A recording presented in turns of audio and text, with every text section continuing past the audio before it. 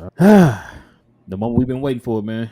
Ready to talk these Mavs and get ready to talk about what we have to expect for this team moving forward. And I'm ready, King. What about you, man? Don't we have a guest today? No, we don't have no guest. Oh, wait, we do have a guest. Okay, we do have a guest. Let's go ahead and introduce him. But before we do that, let's drop this. That intro.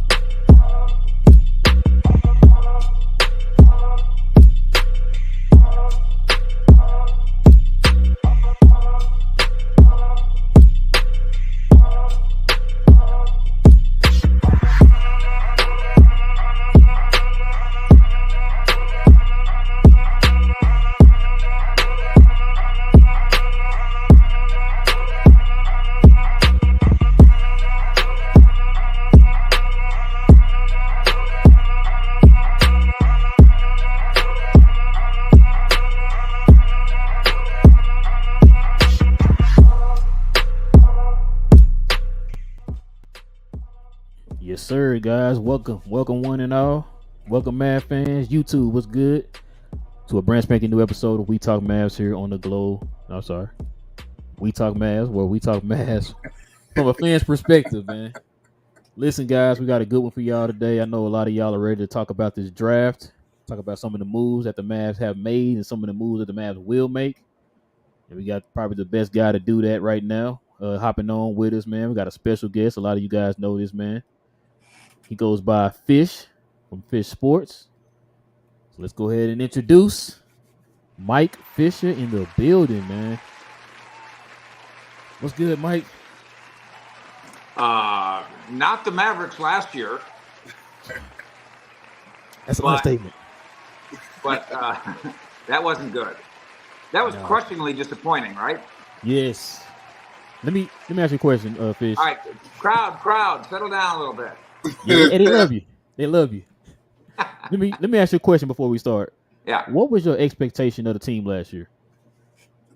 Oh, I think if you go to the Western Conference Finals, and then you go, okay, we're not good enough. Let's go get Kyrie frigging Irving. Then you can't be a lottery team. Right. I just thought it was crushingly disappointing, and I'm not a big advocate of the idea that they wasted Dirk's years. You kids are too young. You probably don't remember all of it, but it wasn't for lack of trying. Right. They were trying to add this piece, trying to move that piece. They really did, and then of course they got it done. Nobody's entitled. Not even Cowboy fans are as entitled to championships as they think they are. And so you were really good. Boy, they won 50 games every year for a long time. And so I'm not saying that that we're on the verge of wasting Luka, but you were in the Western Conference Finals, and then the next year you stink. I was shocked by it and bothered by it, really. Yeah. Go ahead, King. I'm just gonna follow up with another question for you, Fish. What's your opinion on Luka? Like, how good do you think he can be? And I guess just what do you think his ceiling is? Yeah, every time you think that you've seen the ceiling, he does something else, right? Yep. Once upon a time, he's not that much of a perimeter. Well, he's a perfectly fine perimeter shooter. Well, probably needs to work on his conditioning. We've all been there at some point in our lives where we're going. It took me till I was 60 to start going. Maybe I should get in the weight room. Right. 60. And so if he comes to it at age 20, whatever, instead of at age 19, going, listen, think what I could do if I showed up at training camp with less fat and more muscle, basketball muscle. Right. I think that's on the horizon for him.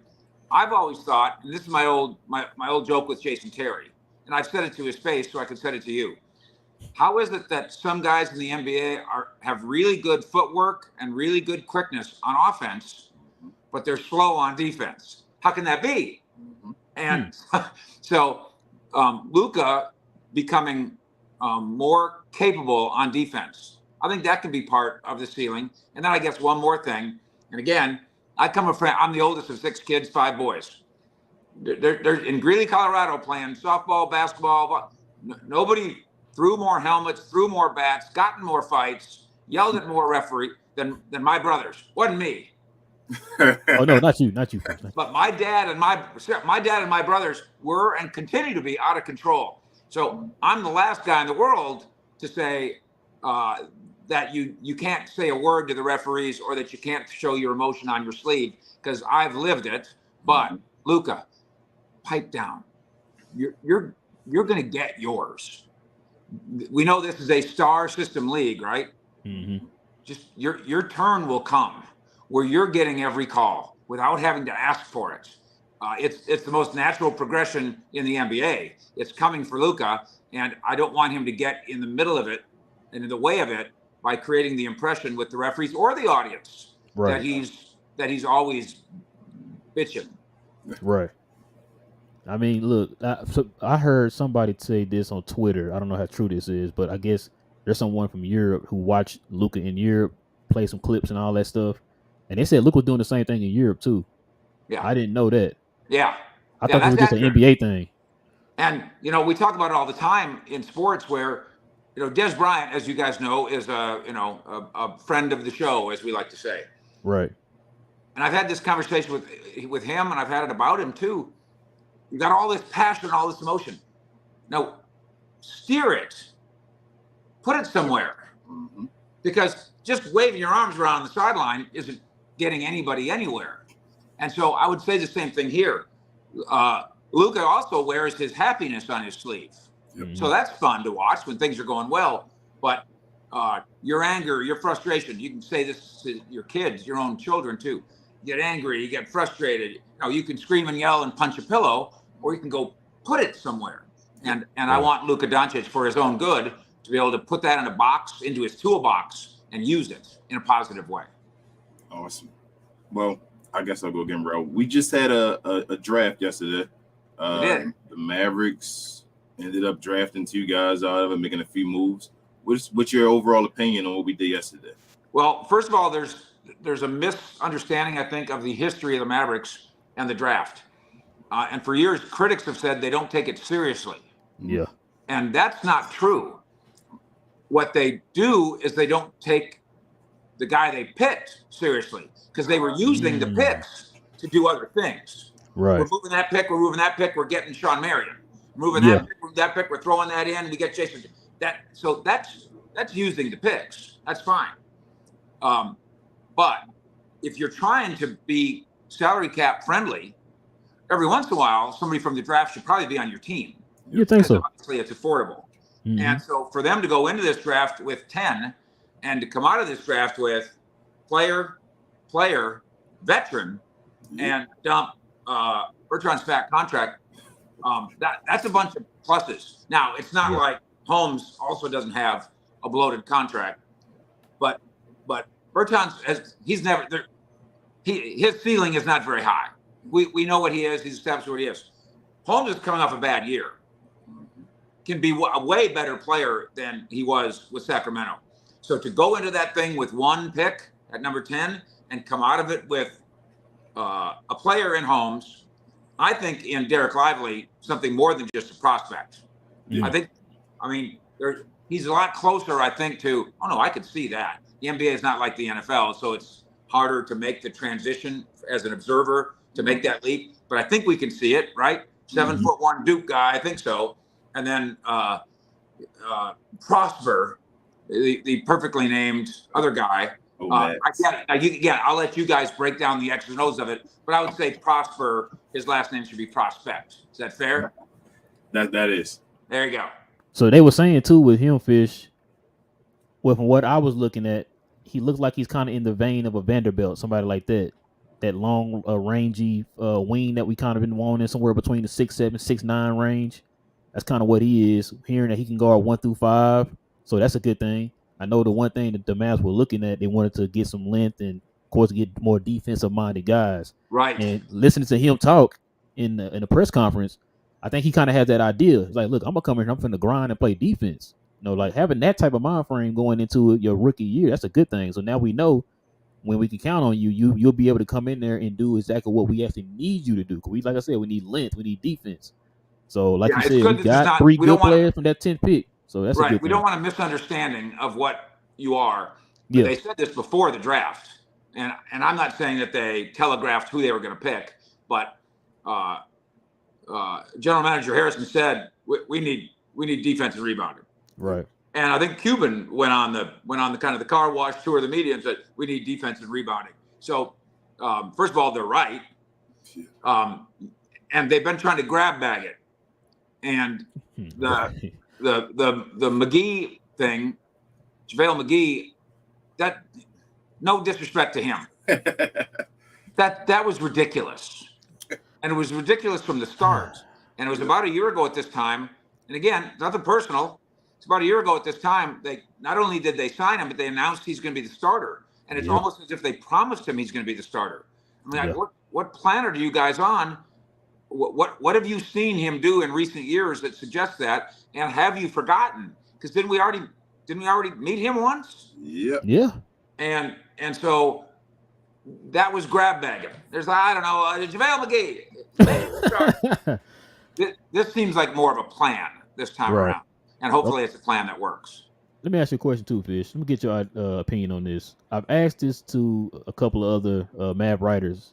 This question, from your perspective, do you think that we have like a designated, positioning within our front office, like that this guy's making the decisions, or do you think it's more of a committee?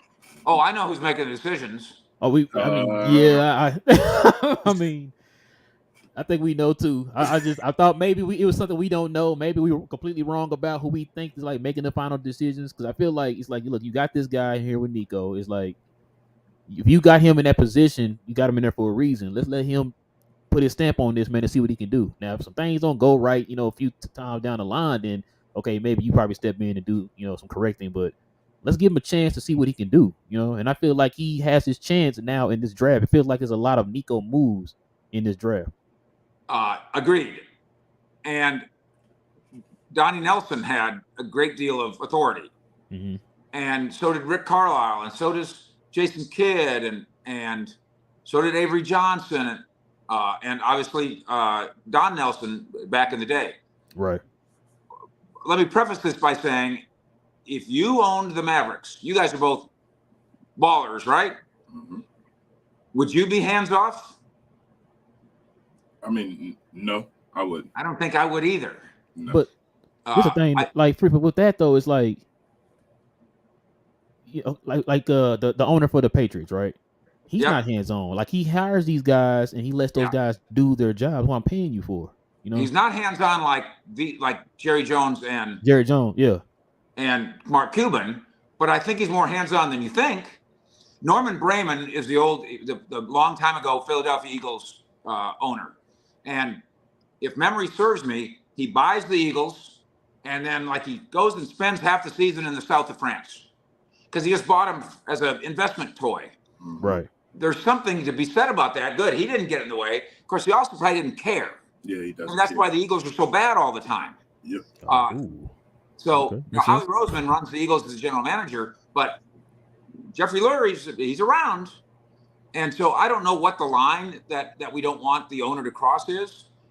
As you guys know, I've known Mark Cuban since before, when he was just a billionaire. Right. We were at 570 Cliff in the mid 90s when he would come in. That's where I met him. He would come into the radio station and go into the back room and tinker with these wires. And what are you doing back there? Well, I'm trying to figure out a way to listen to Indiana University basketball on the radio. We're like, well, you can't do that. We're in Dallas. Well, next thing you know, he's a billionaire and we're not. But so my friendship, if you want to call it that, with Cuban predates his ownership of the Mavericks, and so I have my bias towards Cuban.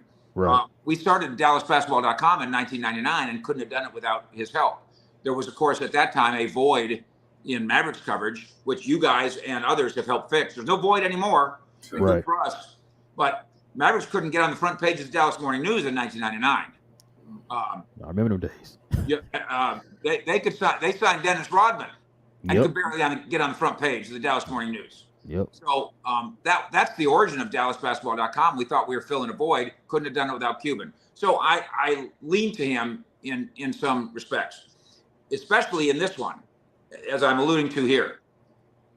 If I own, I'm one of the owners of the Maverick Bar, 1660. Yep, I've been there. Okay, now That's why I met you at first. I'm not down there ordering waitresses around. Right. But I'm not down there saying change the cheese on that cheeseburger. But I'm involved. And so Mark Cuban is certainly involved. There is a bottom line when most of the moves are made by the Dallas Mavericks over the course of the last couple of decades. And the bottom line, it's not like Mark Cuban just rubber stamps them. Let's put it that way. But I agree with you about Nico's influence. I think it's inarguable. But at the same time, I'm still haunted at the fact that Giannis isn't here. Giannis should be here. Yep. And Mark, God love you, but you're never going to get another crack at that. You're going to be hard to pull yourself out of that hole. And if you guys remember the story, of course, Donnie, you guys know the story about Donnie and Donnie basically moved to Greece. Yep. Yeah.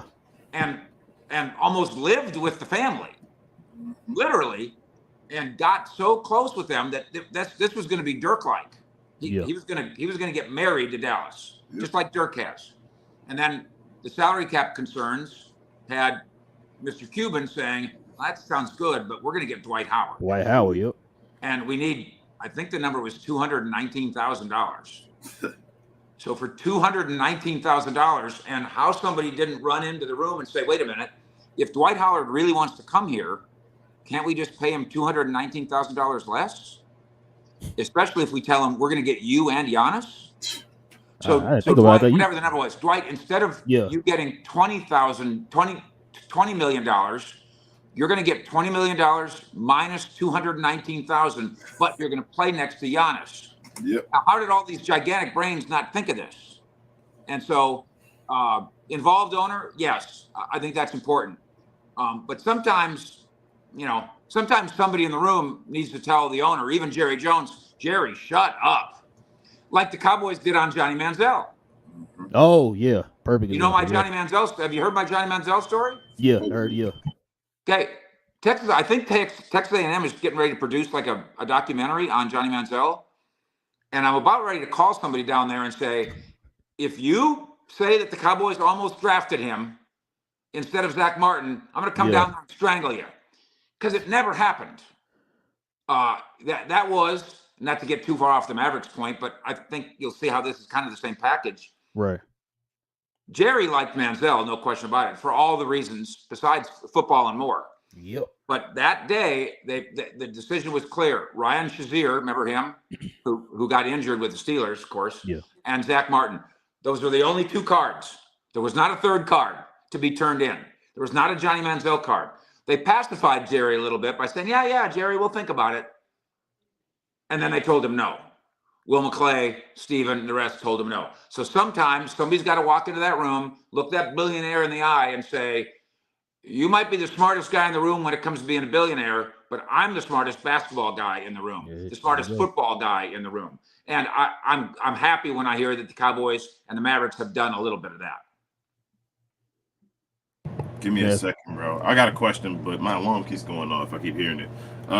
I know you gave your badge of approval for Cubes, Fish, and you said they do believe in the draft. They just don't use the players correctly. Let me ask you this question. Why don't the Mavericks, don't you feel like the Mavericks take the center position seriously?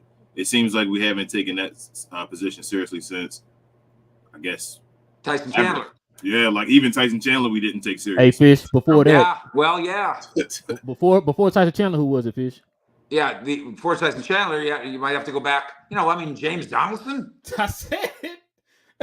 I said it. Now, maybe part of it is, it's hard to find a 7-foot guy who can do all those things. Right. Have you guys, I'm sure you guys, when you were in school, in 6th grade, here comes some kid and he's a foot taller than you, right? Mm-hmm. And what did the PE teacher do? Pick him up. He said, kid, I don't know your name. I don't know your skills, but come over here. I got a big fat round ball for you to play with. Yep.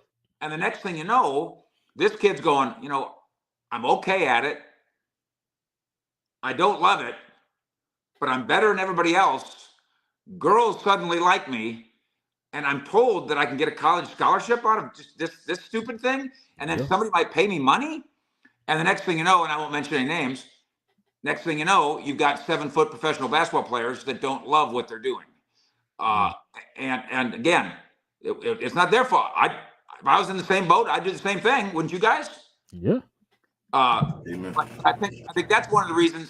It's a lot easier to find a 5'11" guy who loves basketball than it is to find a 6'11" guy. And so here comes along a 6'11" guy, and he loves it, and he's good at it, and he's got a passion for getting better, and he's in the weight room, and he's doing all. Find me that guy, and I think that guy is difficult to find. The Tyson Chandler point is an outstanding one. They basically traded Eric Dampier's expiring contract for Tyson Chandler, and that was because Tyson Chandler, people thought, might have a permanently broken problem foot. Remember, he's supposed to go to Oklahoma City, remember? Right. But what you say is right. They didn't take it seriously enough the second time around, because when it was contract time again. I will give Cuban credit for that. They win the championship, and then they decide to not keep the gang together. And, of course, Cuban got killed for it then and really gets killed for it now, because we'll never know what might have been. But if you think that you loved that championship team and would have loved to have ride the crest, think how much Cuban loved it. I mean, you just loved it on TV. Right. He loved them in person. And yet, along with Donnie, made the extremely difficult decision to say goodbye to something he loved because he doesn't think they were going to be good enough. Donnie has used the phrase, we caught lightning in a bottle. And I've had a good argument with him. I said, I think you're making it sound like your team wasn't that good. Yeah, that's how I always feel. You're basically saying that you don't believe your team got lucky or whatever. Yeah. Right. Now, Donnie knows way more about basketball than the three of us put together. Will you agree? Yes. And again, along with Cuban, no, he knew those guys, and he knows the league and all the rest. It would have been the easiest thing in the world for Cuban to go, listen, I'm keeping these guys. It doesn't matter what we do. I'm going with Norman Brady. Uh-oh. There you go. Let's keep having parades. Like the New Orleans Saints won one Super Bowl. It's still Mardi Gras every day down there for those guys. They won the Super Bowl after 50 years. Yeah. So I understand what they were doing, and I almost applaud them for making a very difficult decision. But I think we all wish that they would have let the dice keep rolling one more time, just in case. Then, of course, they bring Tyson back one more time, and that didn't work out well either. So let's see if they're taking center seriously in this draft with this acquisition, because obviously, they moved around in a way intentionally. Yeah, it's not an accident that they end up with Derek Lively. So if you got a plan, I grade your plan, not so much. Like, you're going to give Derek Lively a grade? I know some media members are. I can't give him a grade. What do I know? Yeah. But I can give their plan a grade. And the Dallas Mavericks plan gets an A+. Yes. Yes. We talked about that this morning. We had a members only show this morning. We talked about that.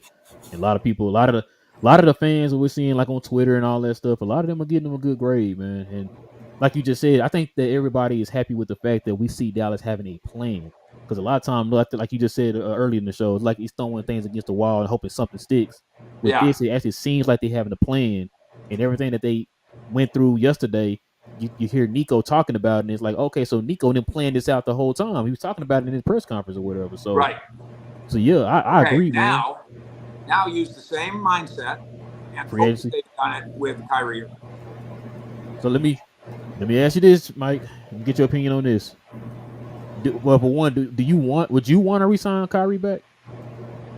I don't have any other choice. Okay. Now, how long do you think they should sign Kyrie?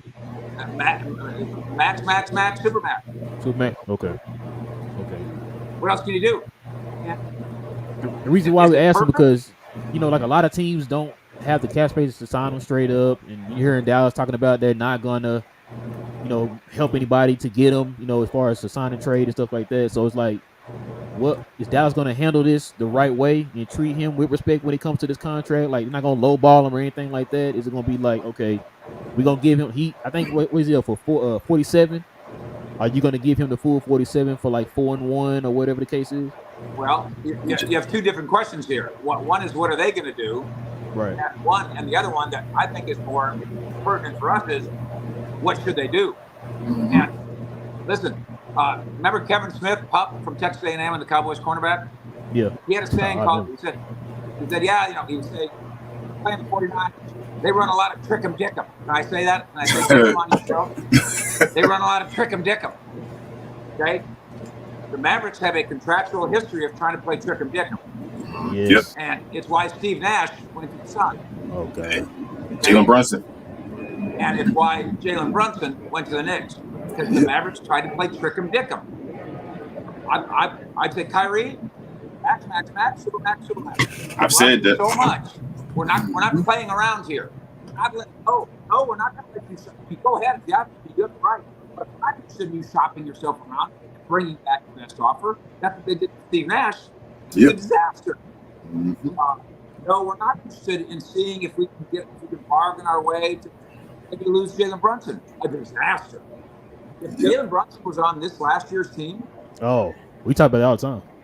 And you traded, and if you did this too, and you added Kyrie Irving, that's an unusual backcourt. But I don't know how you stop him. No, a 3-guard rotation. And Spencer Dinwiddie could be there. You switch Spencer Dinwiddie with Kyrie. So this goes back to Nico. Nico obviously has a relationship going way back with Kyrie, right? Right. You don't make this trade if you don't have a plan to keep him. And the plan to keep him can't be like, well, I wonder if other teams will pay him the max. Maybe we could pay him. The plan to keep him would be the assumption that other teams will pay him the max. And I say this too. That rumor about a handshake. There's a handshake that he's going to, there doesn't have to be a physical handshake. There could be a casual understanding. Yeah, understanding, exactly. There can almost be you don't even have to put into words. Listen, we just gave up a lot of pieces to get you. Yep. We love you. Do you love us? Are you going to love us long term? We're going to love you long time. You don't have to shake hands on it. Mm-hmm. And so I assume there is a we love you long time agreement between the two parties.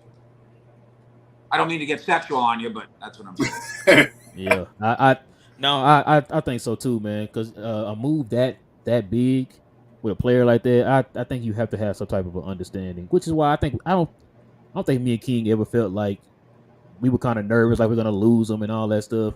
You hear all the rumors and all that stuff about all these teams, like, all of a sudden Houston wanted them. Who was another team? Miami was thinking about trading for them before we got them, and all this old type of stuff. So I don't feel threatened by it. And then now you see these teams that kind of did want them, or either pointing their attention in other directions, or they made a move like Phoenix did to get Bradley Beal. So I'm not worried about it. I think he's coming back. I'm nervous because the Mavericks have a history of not closing these deals. Frankly, we all know about the history of their inability to lure somebody else's free agent. Yep. But we just rattled off some names where they thought they had Dwight Howard.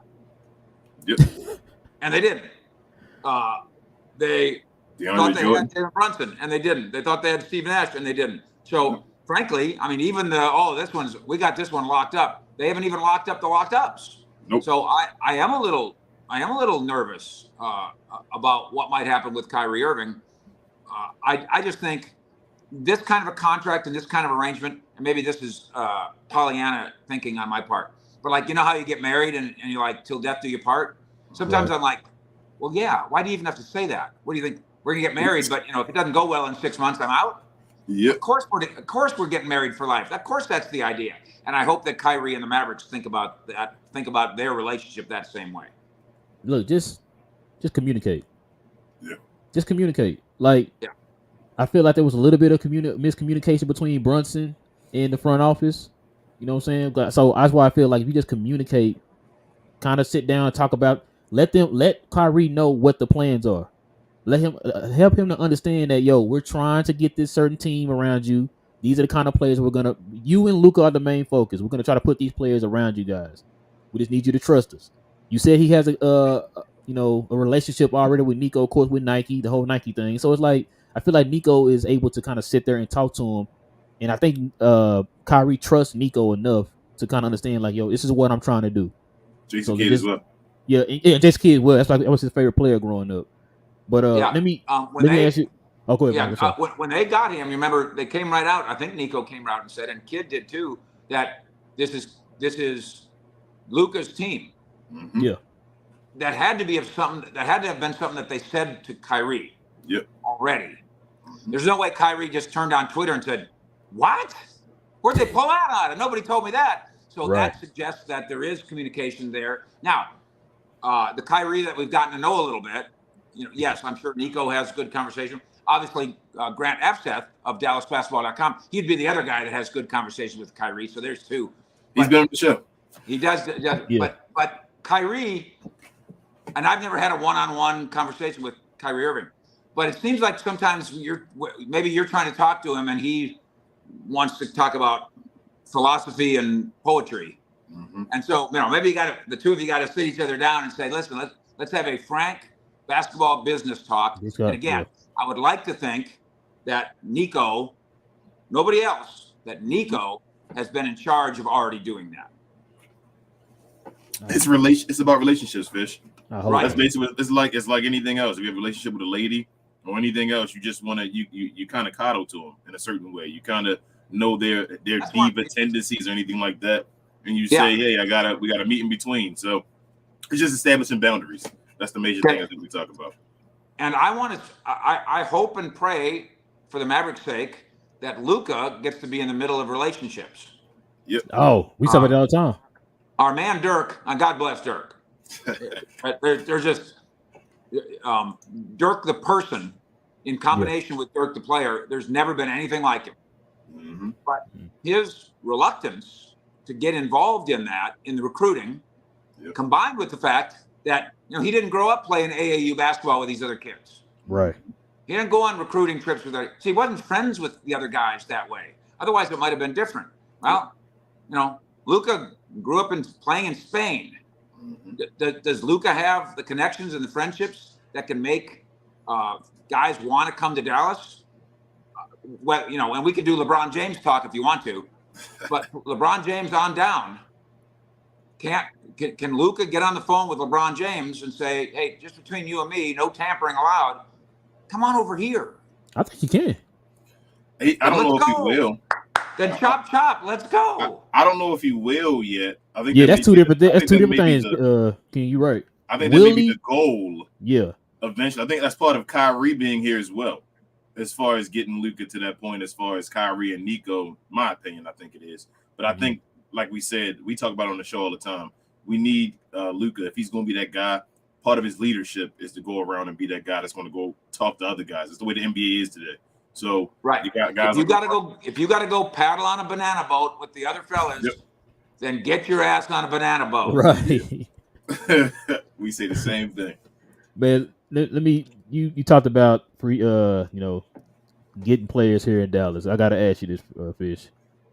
What are you hearing right now as far as Dallas? What are their goals going into free agency? Like, how are they going to approach free agency? Nico says we're not done. Yeah, you said that today. I heard it today. You're right. We have to recognize we're all Dallas guys. Right, raised families here, went to school here. We wouldn't want to be any other place, and I really wouldn't. Other than you, King, I know. But we do have to recognize, and I don't know how Indiana or Utah does it, because that's a different level of struggle. Yeah. But we don't have Hollywood, we don't have Broadway, we don't have a beach, we don't have movie production companies. We don't have an ocean, we don't have dancing girls, not in the same way. Dang, we sound bad. I swear to you, and I've never really been able to try to prove this. It would take some effort. But if you sign with the Lakers I guarantee you somebody comes sidling up to you and says, how would you like to be an executive producer on a Adam McKay, Will Ferrell movie? Yeah. Well, what does an executive producer do? Well, we just give you $1 million and you get to sit in a chair. Yeah. That's what you do. Pretty much. So that doesn't go on the salary cap. That doesn't go on the Lakers salary cap. So I wish Mark Cuban, with all his billions, could get us some mountains and some oceans and some dancing girls here. But we can't compete with that. That's a problem. Miami didn't used to be a player destination. And then I guess LeBron kind of changed that. So now Miami is viewed that way. Mm-hmm. But, you guys tell me, how does Indiana ever keep guys? How does Utah keep guys? They don't. They got to basically be a revolving door. Pretty much. In the NFL, it's been Jacksonville. Jacksonville is the modern place. Now, that's changing now because of Trevor Lawrence. But Jacksonville is the modern place where nobody wanted to go. So they always paid free agents more. Then, of course, when I'm growing up, they would ship you off to Buffalo or they'd ship you off to Green Bay if they didn't like you. Those things, obviously, the salary cap in the NFL has changed all of that. And so is the fact that I make $20 million. I can leave Green Bay every weekend if I want to and go to, Mazatlan. But Utah drafted the guy. Karl Malone worked in Utah for a very specific reason. He's built that way. Mm-hmm. And John Stockton worked in Utah for a specific reason. And their efforts to go try to recapture that's very difficult. That's why we're so lucky with Dirk. I mean, we did, man. Yeah. We tried to make this Germantown as soon as he was drafted here. Hey, Dirk, you know what? It was Norm Hitzges that was really a media driving force. Hey, Dirk, there's a schnitzel place down the road. We gotta introduce you to the Dallas Schnitzel. So how you grab that guy and how you keep that guy, I don't know how. It's one of the reasons the Lakers get to be the Lakers, because kids want to play for the Lakers, and somehow, some way, I do think they circumvent the financial rules to make it lucrative to play in Hollywood. Do you think it may have anything to do with the Cowboys that may take the funk out of the Mavericks, as far as guys or players coming and joining the Mavericks? I would like to think that the Cowboys would make this a more attractive place. That's to what be. I would think too. Yeah. The Cowboys are our Hollywood. Yeah. That is true. When you go to a Knicks game, hey, there's Adam Sandler. Hey, there's Spike Lee. Hey, there's Jessica Alba. You go to the front row of a Mavericks game and like, well, there's Samir from the restaurant. You get Patrick Mahomes. Yeah, he comes. There's Patrick Mahomes. Sure. Okay, I'm exaggerating a little bit. But there's Samir from Nick and Sam's. Hey, there's Charlotte Jones. It's not New York City, and it's not Cowboy players be there. Samir and Charlotte. I bring up Samir and Charlotte because I'm friends with both of them, so I don't want anybody to report back that I was making fun of Samir. Man, listen, Fish, I'm gonna ask you this question, man. Please give me a good answer on this, man. All right. Keem been picking on me, and some of the Glow Yard here been picking on me. They've been tagging me in all these tweets and stuff, man. I got this one question. Please tell me, give me a good answer on this. Do you think that we're gonna re-sign Dwight Powell? You take too long. See, he's gonna be a bad. I'm not gonna want to hear it. They do love him to death, don't they? Yes, they do. I want the team to be good. And Dwight, you guys know Dwight a little bit, probably, right? Right. I want him on my team. He's just out. He's out. He needs to be on the back of the rotation. Yep. He's not a starting center. He knows he's not a starting center. I frankly wish that the Toronto Raptors would fall in love with bringing him to Canada and would give me a lot for him. You can't rip Dwight Powell as a guy on your basketball team. But if the basketball team's not good enough to where he has to be your fourth best player on a given night, then your basketball. Oh man! Oh, we just lost it. Dang! I wanted to hear. He agreed with what we've been saying. Yeah, but it sounded like he said they love him. No, we all know he love him. That's nothing new. But I know they're gonna get rid of JaVale McGee, man. I'm telling you, my idea, I've been saying this is the members only, but I really think this. They're going to trade JaVale McGee I think they would love to package him with Tim Hardaway Jr. and keep Dwight Powell as their third guy. That's going to be like the mentor for the young guys. Right. So that's what I think, because obviously they want to play Richaun Holmes, hopefully, and Derek Lively as well. But they got to have a veteran presence. You feel me? Like somebody gonna be around. I don't think they want JaVale McGee for that. Like I feel like they want the guy that can set mean screens. You feel me? They don't think JaVale McGee can do much. I'm sorry to say. There was a I forgot who I sent this to you. Somebody kind of tweeted this idea that they think that we're not keeping Richaun Holmes. They're going to use him and flip him for something else. I mean, they could, but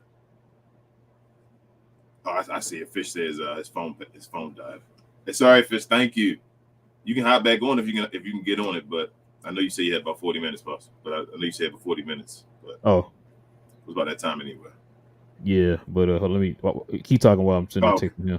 Sorry. Let me figure out something to say. But no, I just think they're going to keep Dwight. JaVale McGee, the Richaun Holmes thing. I don't see why would they give him up though. Like the Mavericks always trying to do something extra and smart, I guess. But I like Richaun Holmes. I really think his game flows with the way we play.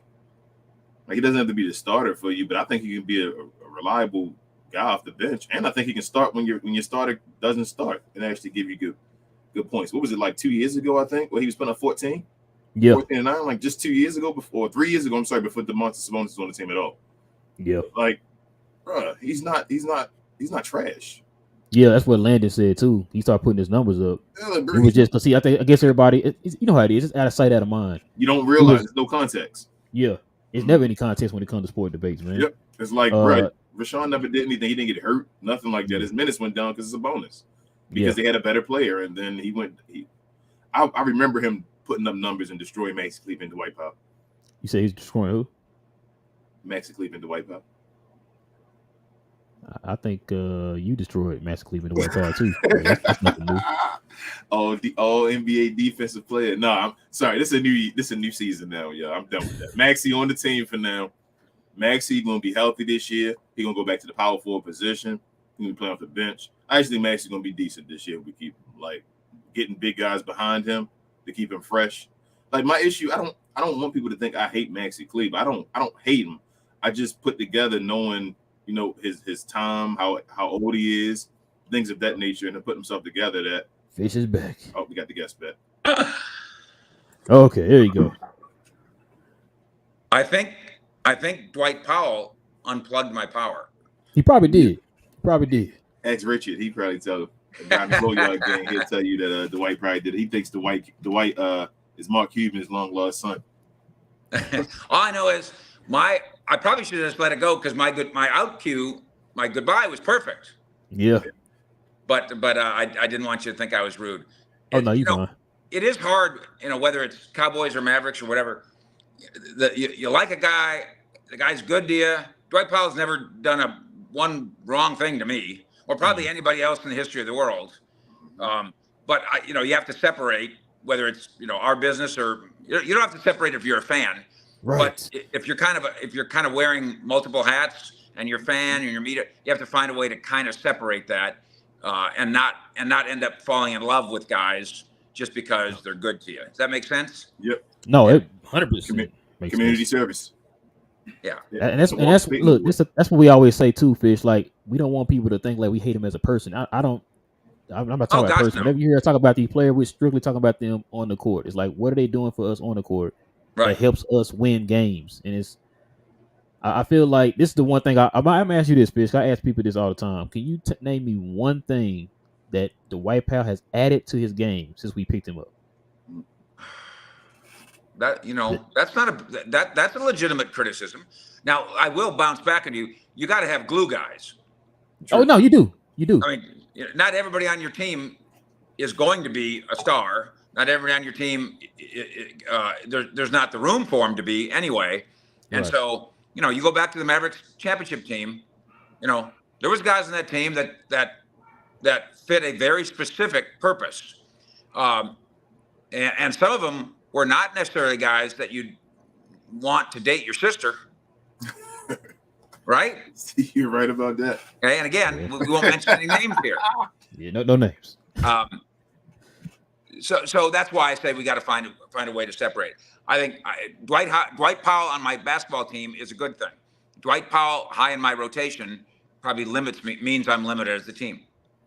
Every time he's been in the playoffs, we've been forced to sit him. He can't be your starting center. There you go. That's literally how it is. If every playoff you're forced to sit him, how can he be your starting center? You got to find some other rotation, something that works, and get ready for the playoffs. That's my problem with it. That's valid. You go back to the championship team and go back to the finals. JJ Barea, you needed a moment from him. Spark plug. You aren't going to ask him to do that all the time. Exactly. Stevenson, you needed some moments from him. Yeah. Peja needed moments from him. Yep. If you guys know the phrase Peter principled, you take this guy who's a good vice president and you make him the president. Well, he's just been Peter principled. You're now asking too much of him, and if you've got Dwight as your starting center, it's not his fault. You're asking too much of him. Yes. We had a point. Oh, go ahead, Kim. I'm sorry. I was going to say definitely Rel. We're just at a point now where we've seen it so many times. We had Christian Wood here last year. We haven't even touched on that, and we criticize his defense and things he does. But it's like a lot of things he did well for us, I feel like, as well. But we keep finding ways to make Dwight Powell the starting center. When that ship is sailed, I feel like, and there's no way that's going to work. But for some reason, the Mavericks, Jason Kidd and all keep trying to find ways to make that square plug fit in a circle hole. So something like that, yeah. Square peg, square peg and a round hole. Yeah, round hole. So they keep trying to do something like that, and I don't understand it when we know that Dwight Powell can't help us out in the situations we're going to get to. So why not ride out with the? You know what else happens is the coach. The coach likes to have a guy out there who he knows what to do. He knows all the plays. He knows he stands in the right place. Gets to the assignment. It's a security blanket. Right. And it's, to me, it's on the shoulders of the coach to try to find a security blanket who's a better player. Amen. Does that make sense? Yes, sir. It's got to be doable. And again, I want to reiterate, I'm not trying to. I know you guys aren't necessarily either. No. It's not Dwight Powell's fault that he should be the ninth guy in the rotation. It's not his fault. And that sometimes he's the fourth. Mm-hmm. That's way too high. You had any other questions, King? You gonna ask? I think it was something I was gonna ask. Not really. All right, and you guys are gonna plug away on my show tonight, right? Yes, sir. Oh, I follow you. 6. Oh yeah. You could say all you want to. This is all your time right here, Fish. Okay. I'll go quick because I gotta go shower, shave, put on a suit. No. Fish at 6 on YouTube, Fish Report. We do it live weeknights at 6 o'clock. We do 7:20 every morning as well. And of course, we're at cowboyssi.com for Cowboys.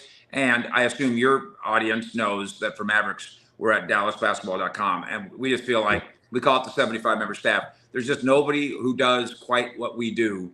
And we'll try to flex some of those muscles tonight on YouTube at 6 p.m. Fish Report.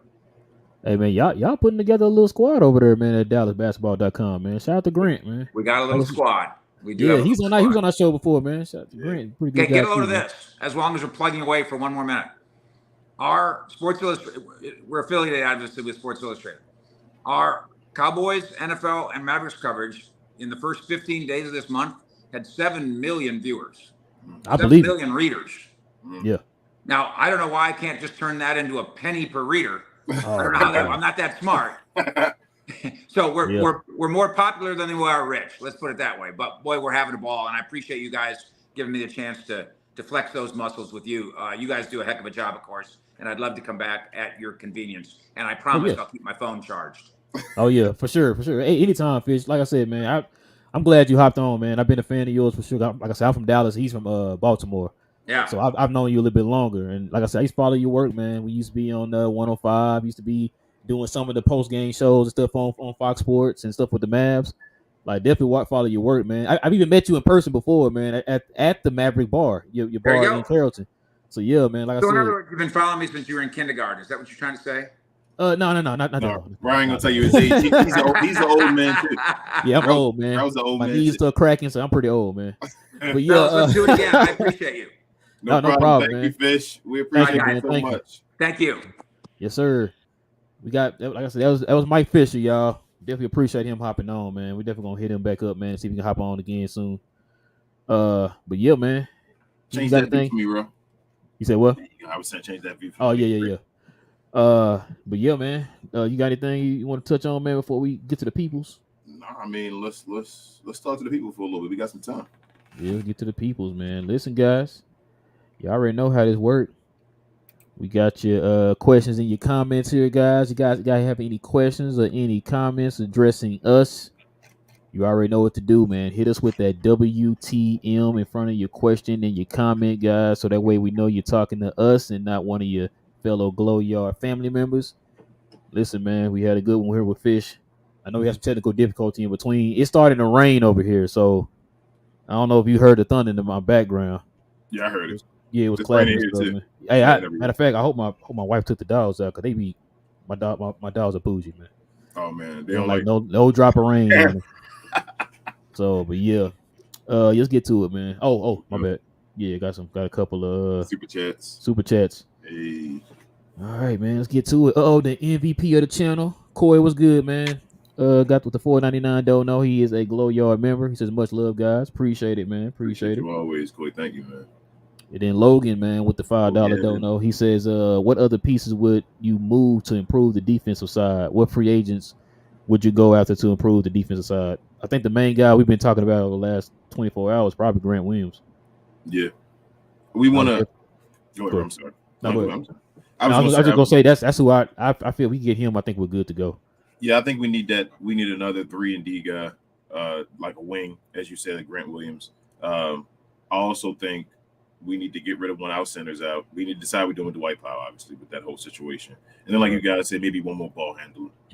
And I think we're right there as far as yeah. My bad. One more ball handler. Yeah. Get yourself one more just guy that can dribble the ball a little bit and do a little something. Yeah, because according to Nico, man, supposedly we're not done. So yeah, I think I believe Nico this time because he like I was telling Fish, I was like a lot of the stuff that he said he was going to do, they did it in the draft. You said Kyle Kuzma. You said what? I get Kyle Kuzma? You said Kyle Kuzma. Oh, I would love to get Kyle Kuzma. I would love to get Kyle Kuzma. Bro, if we got Kyle Kuzma, man, I know everybody like let's keep the money. At some point, man, like I'm fine. Like let's just get the team together. And I think if we had Kuz over here with this squad right here we got right now. Oh yeah. Bro, this all right, let me start at the top. Young Taliban, I know you put WTM, but in Nico we trust. We got to start it off with that. In Nico we trust. It's still here, y'all. It's still here.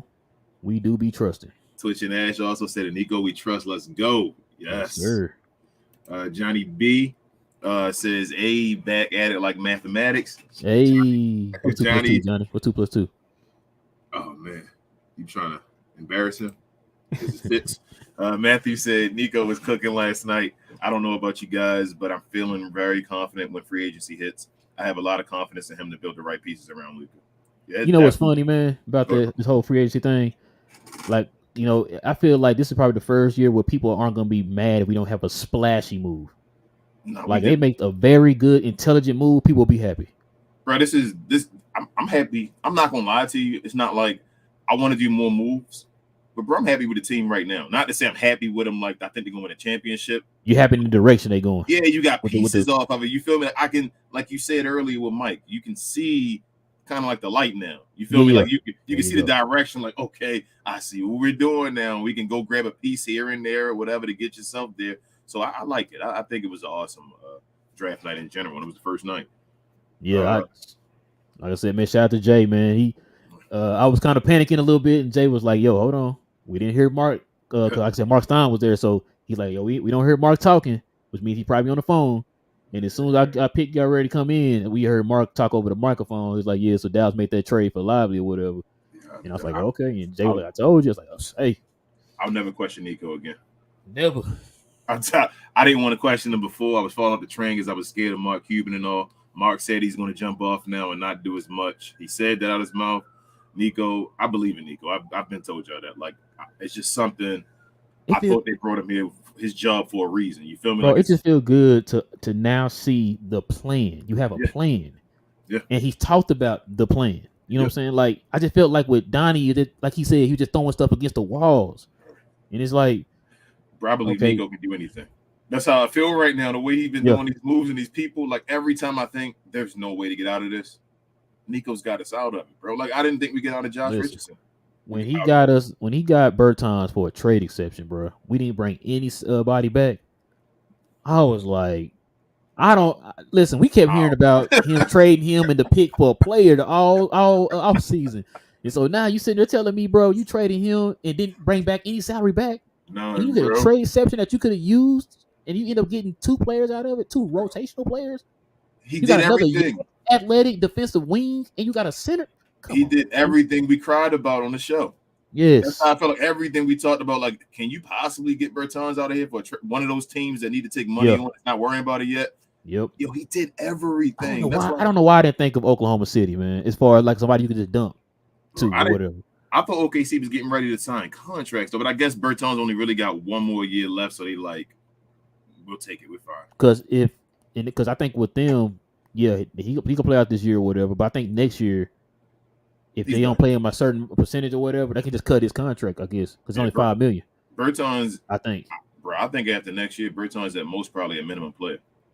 Or they can use him as a trade piece next year. Yeah. Whatever team he go to, it's gonna be $5 million. If he gets another contract, he's probably a minimum player though. Yeah, he riding this one out as far as thank you, Washington, for giving me that contract, but he's probably a minimum player if that. No disrespect to him. He made his money. Like I said, always make your money. Matthew also says if we can get a starting big man at free agency like Jared Allen or Capella and another defensive player, I think we set. Also get rid of Powell. I mean, y'all trying to get too many big guys in here. The thing too. So as far as free agency, y'all, we only gonna have that mid level, and I think a vet minimum, if I'm not mistaken. TGK, let us know, man, if we have a vet minimum too, along with the mid level. The reason why I'm saying that, like, we're gonna add other people. I think it's gonna have to be through trades, and I think that Nico's gonna try to find a way to trade contract for contract without being any picks involved. That's what I think he's gonna try to do. You said Tim Hardaway Jr. for Jared Allen, something like that, because like you don't want to touch that 27. That's a breaking case of emergency type of move, man. That's your only piece left. Does anybody feel like Richaun Holmes is too much? Even without him not playing last year, do you feel like he's too much, bro? Nah. Nope. Hold on.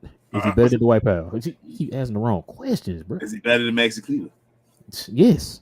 Is he a center? Okay, then. Gotta super chat. Clicky Keys, what's good, man? He said, what's good? What's up with Raylan King? He said, I like the direction we're going in. He said, do you think Lively can be a better Claxton? Been watching tape on him, and he probably meant Omax. Yeah, I was watching Omax last night, Clicky, trying to get an idea of him. Hey, that dude athletic, man. Yeah. Shoot, Lively is too, though, bro. Like, Lively, he plays just like Tyson Chandler, bro, from what I seen last night. You seen the shot, though? He got a mid-range, bro, he got touch. So, listen, man. What you're hearing a lot of people talk about, I think Fish touched on a little bit here, too. What you're hearing people talk about, his defense, he might be able to come in right now and affect the game on the defensive end. Yeah. Now, a lot of people are saying his offense is going to need a little work. As a matter of fact, I think they were saying that last night at the draft watch party. His defense is going to need a little work. His offense is going to need a little work. Yeah. And I think Nico said it too in the press conference. He said that same thing. Like, the offense, it'll come. We need to come in and play defense right away. And I think he can do that. And I'm fine with that, bro. Yeah, I'm fine with that too. Like I said, if he has pieces to his game, he has the offensive pieces. Like, he can shoot a three. He has touch. Like, I think that's going to come because he's a hardworking player from what I've seen so far. A guy that wants to stay in the gym and go put in the time. If that happens and he has the ability, he's going to be nice. Like, he's going to get that type of stuff. To already have that defensive like ability already, and then to try to get him to be an offensive machine, there's a lot of people saying this dude might be the best player in the draft, if not one of the best players, like in this whole draft, like maybe a top 5 player. Man, you heard about Tyson Chandler? Yeah, Tyson Chandler excited, bro. Like, they ready to work with him, and Nico was talking about that too. Bro, they going. I'm not scared of the Lively. Like, I don't question his defense at all. His defensive ability and all that. I don't question that at all. And that's truthfully all we need. Like, the other stuff is a plus, if that makes sense. I told you a center for us, just a guy that could, I know, better than Dwight Powell. Well, no, I was gonna say that. I was gonna say this dude is 7'1". 7'2". Oh, I'm sorry. My friend. Hey. He's 7'2". Hey. Finished. He's athletic. Like I say, he can jump at 7'2". He's athletic and run at 7'2".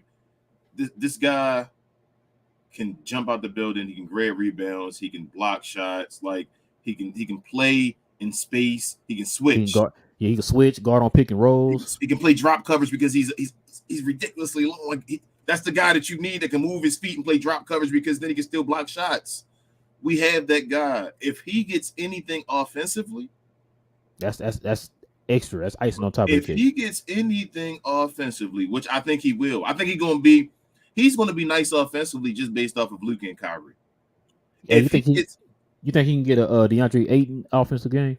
That's what I'm saying to you. If he can get like an Ayton type game, or even a Miles, just something where it's a different game, I think he's going to get nice buckets off of putbacks and like lobs. Bro, he's 7'2". Luka's going to throw that ball up to him in different crazy ways that you can only question. You think he threw it up to Dwight Powell in ways, and Christian Wood, he's going to throw it to him and dumb over his shoulder and all, just passing the ball. And I'm telling you, it's going to be that way.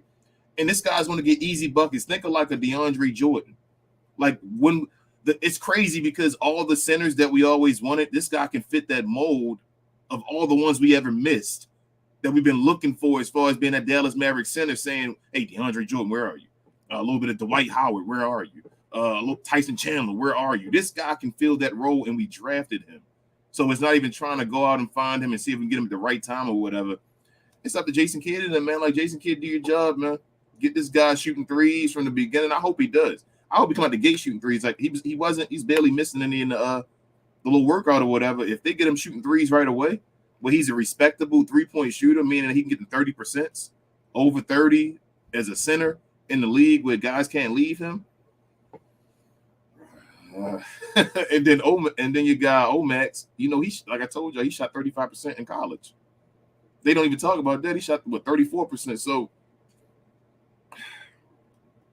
I'm terrified. He's with another donation, man. 199 don't know. He says, imagine Green, Hardy, Omax on the fast break.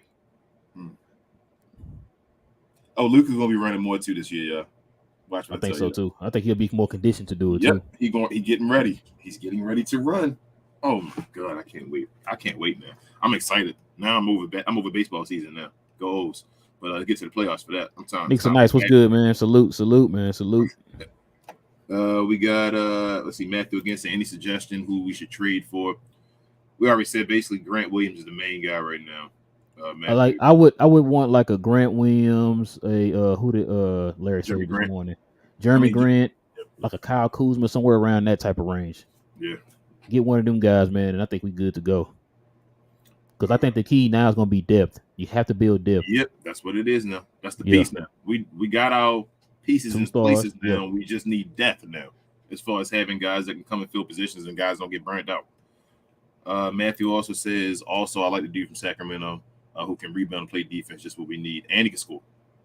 Richaun Holmes, he got that little push shot in the paint. Yeah. Pick and roll. You talking about pick and roll, like a mini pick and pop? Yeah. Like the free throw. Oh, bro. Euro, what up? He said, I heard Nico was cooking, so I got hungry, and here I am. Hey. There you go, man. He feeding the family out here, Euro. He feeding the family out here. Jet said, what up, Jet, actually? I like our draft a lot, but Lively looked way too slow, and I think everyone can agree we should have taken Whitmore. I don't think I'm good. Not saying that Whitmore not gonna be good and nothing like that. I think Lively fits more of a need, especially for the defensive side. Yeah. I don't think he's slow. You think Lively looks slow for a 7'2" guy? Look, from what I saw, he's somebody who's active around the rim. He's somebody who alters shots. He's somebody, like I said, he can cover in space. He can cover on pick and roll defenses, and he's pretty good on drop coverage. So, and he's only 19. By the way he moves, in my opinion, I can't even tell he's 7'2" until he stands beside people. I didn't know. Well, you said 7'2". Yeah, I heard 7'1", but you saying 7'2". 7'2", like I'm fine with Lively, Jet. Yeah, I'm fine with that too. K Dub said, "What up, K Dub?" First and foremost, he said, "Oh, Max out new Dodo. Hey, Hey, he might be better than this." that dude athletic, man. Bro, he got a 7'2" wingspan. Bro, That's and that basically dude, another center. bro. And he covered 1 through 5, bro. He can That's a guard 1 center through playing the 5. wing, bro. You getting You said, Draymond Green? You you taking said Draymond for Nico? 20? Or No, did you no, ask me no. that one before though? You said No, I no think you Draymond asked me for that before. No, I don't want Draymond now. not for the 20. Okay, One of them 3 guys we talked about a minute ago. I want one of them. got you. I'm not on it either. Still, I'm just Like asking. we don't have to get a bunch of people, bro. Just give me 2 more guys. Like Yeah, I said, like you said, give me one more ball handler, and one of those combo bigs like a Grant. Get us 2 more pick guys. one. Just to get us 2 more guys that can do something. Yeah, and I'm good. And I go to sleep. Frank Gloria gang member said we forgot to mention in membership that having more rookies is important now to stay relative around the salary cap. Most importantly, not being in the second apron. Yep, that's no. I said that a few shows ago, Frank. I was talking about the fact that now, man, with this new CBA, teams are gonna have to pay a lot more attention to the draft now. Yeah. You're gonna have to build through the draft like this in NFL, man. Like that's why you see a lot of these teams talking about trying to dump some of their big contracts and stuff, man. They started trying to take on more. I was completely wrong about last night. I see more teams were trying to accumulate more assets as far as getting more young talent to come in because, like you said, it's cheaper. So, yeah. Other than Phoenix, but yeah. Suns and four. Yeah. No, Suns and 1. I win 1 game. We done. Daniel said, "I thought that we did great on draft night, and now the focus has to be finding takers for THJ, Bullock, and McGee." Bullock, we already talked about that on the membership earlier, Daniel. Like Bullock. If he stayed, I'm okay with Reggie Bullock staying. He's not hurting us. Like as far as his money, his cap hit and all. Much. The other guys, McGee and THJ, we can get rid of those 2. McGee's ain't, but McGee's not needed. Like he's not needed. So it's too much money for not being needed is my issue with McGee. Like I can't pay a guy. Bullock and still come out, especially playing on the bench and having other defenders around him. I think you can get something out of Reggie still. The other 2, you can get rid of them still. So supposedly, y'all, we got to this week to make a decision on Bullock. We're gonna keep him, trade him, or what? Because his contract's supposed to be guaranteed. I think on the 24th or 28th or something like that. So yeah, we got this week to decide what the Mavs have this week to decide what they want to do. Yep. Mark E says, "Man, what a draft! Ideally, we should have gotten win now players, but not mad at turning 1 pick to 2, plus the mid level for Holmes and getting rid of Bertans. So good start to offseason, Nico. Yeah." Plus that what's his name? Johnny B's guy that we got undrafted at the end. Oh, I forgot his name. Yeah. That's supposed to put buckets a 5'11", just bucket getter that can dunk and all that stuff. So I think I'm watching this video of Johnny B. Right, he looked like he may have a little skill, maybe doing something real for us next year. Hey, and I think he's our only 2-way guy right now. So, yeah. And he's a what? He's a 5 year. Didn't he play 5 years? Didn't they say he played 5? Was it 4 or 5? One of the 2. But he played a bunch of years though, so he's a winning type player right now. He's a guy ready as far as that guy you got late that's actually been playing in the league and know how to play. I see you, TGK, as far as the Giannis thing. I was thinking the same thing. That's my one thing about getting Giannis. We wouldn't have. Yeah, that's how I go back to too. But now I see what Mike was saying though. Yeah, I think I might rather have Luka though. Yeah, you know me. That's I wouldn't trade Luka for nobody. I told you that a million times. Daniel said, "Would it be possible for the Mavericks to go get Kyle Kuzma and Grant Williams in free agency while still resigning Kyrie?" I mean, it is. You just gotta. Things got to set up. Right. Yeah, you would have to trade for Kyle Kuzma. Mm-hmm. Grant Williams, I think you can fit him into your mid level. Yep. Because we got the full mid level, I believe, right now. So, I mean, can you? Yeah, you can. Is it possible? I'm not 100% sure. Do you doubt it though? Knowing Nico now, like truthfully, no, I don't doubt it. He can get it. Like I said, like we said this morning, it's the only thing with Kyle Kuzma is the contract. As far as player, I would love to have Kyle Kuzma. If Nico want to get it done though, Daniel, he'll get it done. I'm done questioning Nico now. If he want Kyle Kuzma and he got one more time, bro. I'm done. I ain't questioning him ever again. I'm done. I'm finished. Done. Finished. What up, Mike Douglas? He said, "How do y'all feel after a closer look at Derek Lively Jr.?" I like him, especially with the moves we made and all. I think Bro touched on it as well. As long as you drafted, if you got more assets and more draft picks with your draft pick, they would probably go ahead and draft guys. They went ahead and draft guys and got off of Bertans' contract and was able to draft 2 guys and get Richaun Holmes. I don't know how they got the guy at number 10 that they wanted at number 12. Pretty much, you flipped the 10th pick for 3 players, and it looks like they're gonna be 3 key rotational players. And got really 4 because you got rid of your guy. and you're young. You got younger and more athletic, and now with size. So yeah, I mean I like it. Marky says if the Celtics get it done this year, watch people say we lost the KP trade. With what point guard, Mark? Oh God, KP gonna play point guard. Y'all better leave. Y'all better just jump off that KP thing. Just don't worry about it. Trust me. It is what he's KP. He's KP. No, but you're right though, Marky. They gonna probably we lost the trade. You know how it works. They're not gonna win it. I don't know why y'all even question it. Y'all know the Celtics not gonna win it all with KP. Why y'all putting that in your head to even try to question? Mark said they need a point. They better go get Chris Paul from the Warriors or something, and then trade Kristaps Porzingis there. Hey, that's why I'm not worried about it. I'm like, bro, you ain't got a point guard. You been asked for a point guard for like 5 years, bro. And they just got rid of Malcolm Brogdon. Yeah. And they got rid of Marcus Smart. Did they pick up a point guard yet? They picked this hand sanitizer up right here. Got you. He says, do y'all think the Warriors will move CP3 like they moved D'Lo for Wiggs? I think they're trying to do that same move again and keep CP3. The only thing is, I don't think they're going to be able to do that with CP3 again. Yeah, from what I heard they want to keep him. Yeah, they're going to keep him for the years, what I'm saying, bro. I think they're going to keep him for this year, but he's talking about like D'Lo. Remember, D'Lo was there for a year, and then they got rid of his asset. I'm not even sure. So I think they're trying to do that with CP3, but I think it may be too late to try to do that with CP3. I think the Warriors management is trying to do the same thing they did before, but it's not Bob Myers. So I don't think it's going to work this time. Man, shout out to Bob Myers, man. Yeah. Daniel also says Dallas still has assets to work with too, like THJ, Bullock, McGee, and that 2027 first in the trades. Yeah, I think he's going to try to keep that 2027 as long as possible. Though, Dan, if he can't use it or don't have to use it, that's the safety blanket right there as far as different moves later on if he needs to. What up, Live? I see you. He says, by the way, thank you for making this podcast during the time where fans from Europe are still awake so I can watch you live. Keep up the good work, guys. Godspeed. Appreciate you, Live. Appreciate it, Live. Appreciate it, man. Live also says, hi, guys. I'm pretty impressed with Nico's moves yesterday. Now with the mid-level exception plus another move, Mavs may be able to be contenders even this year. Did not think this was possible. And Nico, we trust, man. And Nico, we trust.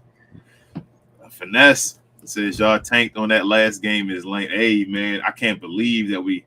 Finesse, wow. Look, man, look. I you know what? I'm ready. I'm gonna go on a limb and say this. Y'all gonna get your pick next year. I promise. Yeah, y'all gonna get it, man. Y'all gonna get it. That's done. We off the KP, then we off the contracts. And I don't think we want to hold it over y'all head anymore. I think it's over. Nico did it. He had house money with the 10th pick. I can't believe it. I can't believe it, bro. So y'all getting your pick back, man. They're getting your pick back. It might be a late first round. It's probably like the 28th pick, though. Just like y'all know. You said 35th pick? Okay. Oh man. They be mad about that. If we trash one more, if we're trash one more time, right? Does it become a second round pick, or is it got to be two more? Yeah, it'll be second round to that. So one more time, and it's a second round pick. That's why we remember what's the name? I think it was TTK told us. We got our second round pick. We just can't use it because we got to hold it until Gotcha. Ray said, "What's up, Blow Yard? What up, Ray? What's up, Ray?" We got Cole up in here saying Holmes as a third center behind a potential starting center via trading Lively wouldn't be horrible. I'm not mad at that either. If that's the third, case, second, yeah, third, second, whatever. As long as it ain't, you know who, he who would not be named. Dev says, but what scares me is having a coach that lets a guy like Powell play in front of Seawood, for example. When Seawood sucks on D, but so does Powell. Why not let Powell play and let him learn? I guess it's effort, Dev. We were talking about that earlier. Yeah, on the show. Dev also says we had Powell for how many years and still hasn't learned defensive basketball. Shout out to Mike. He just said that was a valid point, bro. I mean, I'm just saying, bro. I brought this up, but you know, hey, it is what it is. Dave also thanked Mike Fisher for giving guys like Glow Mav startups interviews. That is really nice, man. Appreciate it, Glow fan person. Yeah, man. Like I said, I've met Mike before, man. He's a cool dude. Like he sat with shout out to Will, man. He sat with us, man, and kind of matter of fact, it was around the time that there was that rumor that went around that Dallas was going to try to get Blake Griffin. Remember that? Mm-hmm. Yeah, we sat there and talked to him about that. He said, "No, my sources say that they're not getting Blake Griffin." he started breaking down why. He said that where that story came from and all that stuff. And I was like, "Oh, okay." I mean, Mike's friends with Cubes, so yeah, man, take that for what it is, y'all. That's all I'm saying. Big Fat, what up? He said, "Hello, y'all gang member." He says, "What up? This morning was great. It was big fat. Man, the Fridays are always fun, man. The Friday mornings are always fun. Yeah. Shout out to Larry, man. Shout out yeah, to we Johnny. appreciate y'all, man. Yeah, Larry. Shout out to Larry and Johnny B, man. Pay Less was on there today. Like, yeah, Pay Less, man. Lies. Man. Shout out to them, man. We gotta get the ladies on there. Ladies. What's up, Gina? Gina Kim, she says, "Hey fellas, draft night had me nervous, but Nico was cooking. I wanted Lively, so I'm glad we got him. But Omax, not expected, but what a great move, and we not done yet. And Nico, we trust." Tell him again, Gina Kim. Hey, say it for the people in the back. We might need to get a button for that, bro. And Nico, we trust. And Nico, we trust. Div says we will win it all next year. Skinny Luka showing up. Might see some blow-bys from him on one-on-ones this year. Just need to sign Kyrie, get Grant Williams. We are chip ready. Man, I think that's going to be a huge step. People are underestimating how great it's going to be to have Luka in shape if he really stays through and comes to in the season the way he's looking right now. Like, bro, Luka might play around with 40 points a game. I ain't even playing with you. Like, seriously. I make you a bet. Him and Kyrie average both over 27 points a game. I agree. How about I tell you this? Kyrie and Luka might play with 30 points a game. Not bad at it. Hey, Boston almost did it with Tatum and Brown. Yeah. We were basically doing it with Kyrie and Luka when they playing together, right? Yeah, because Kyrie was averaging 27 with us. Yeah. Big Fat also says Dallas would try to sign both Jeremy Grant and Kyle Kuzma.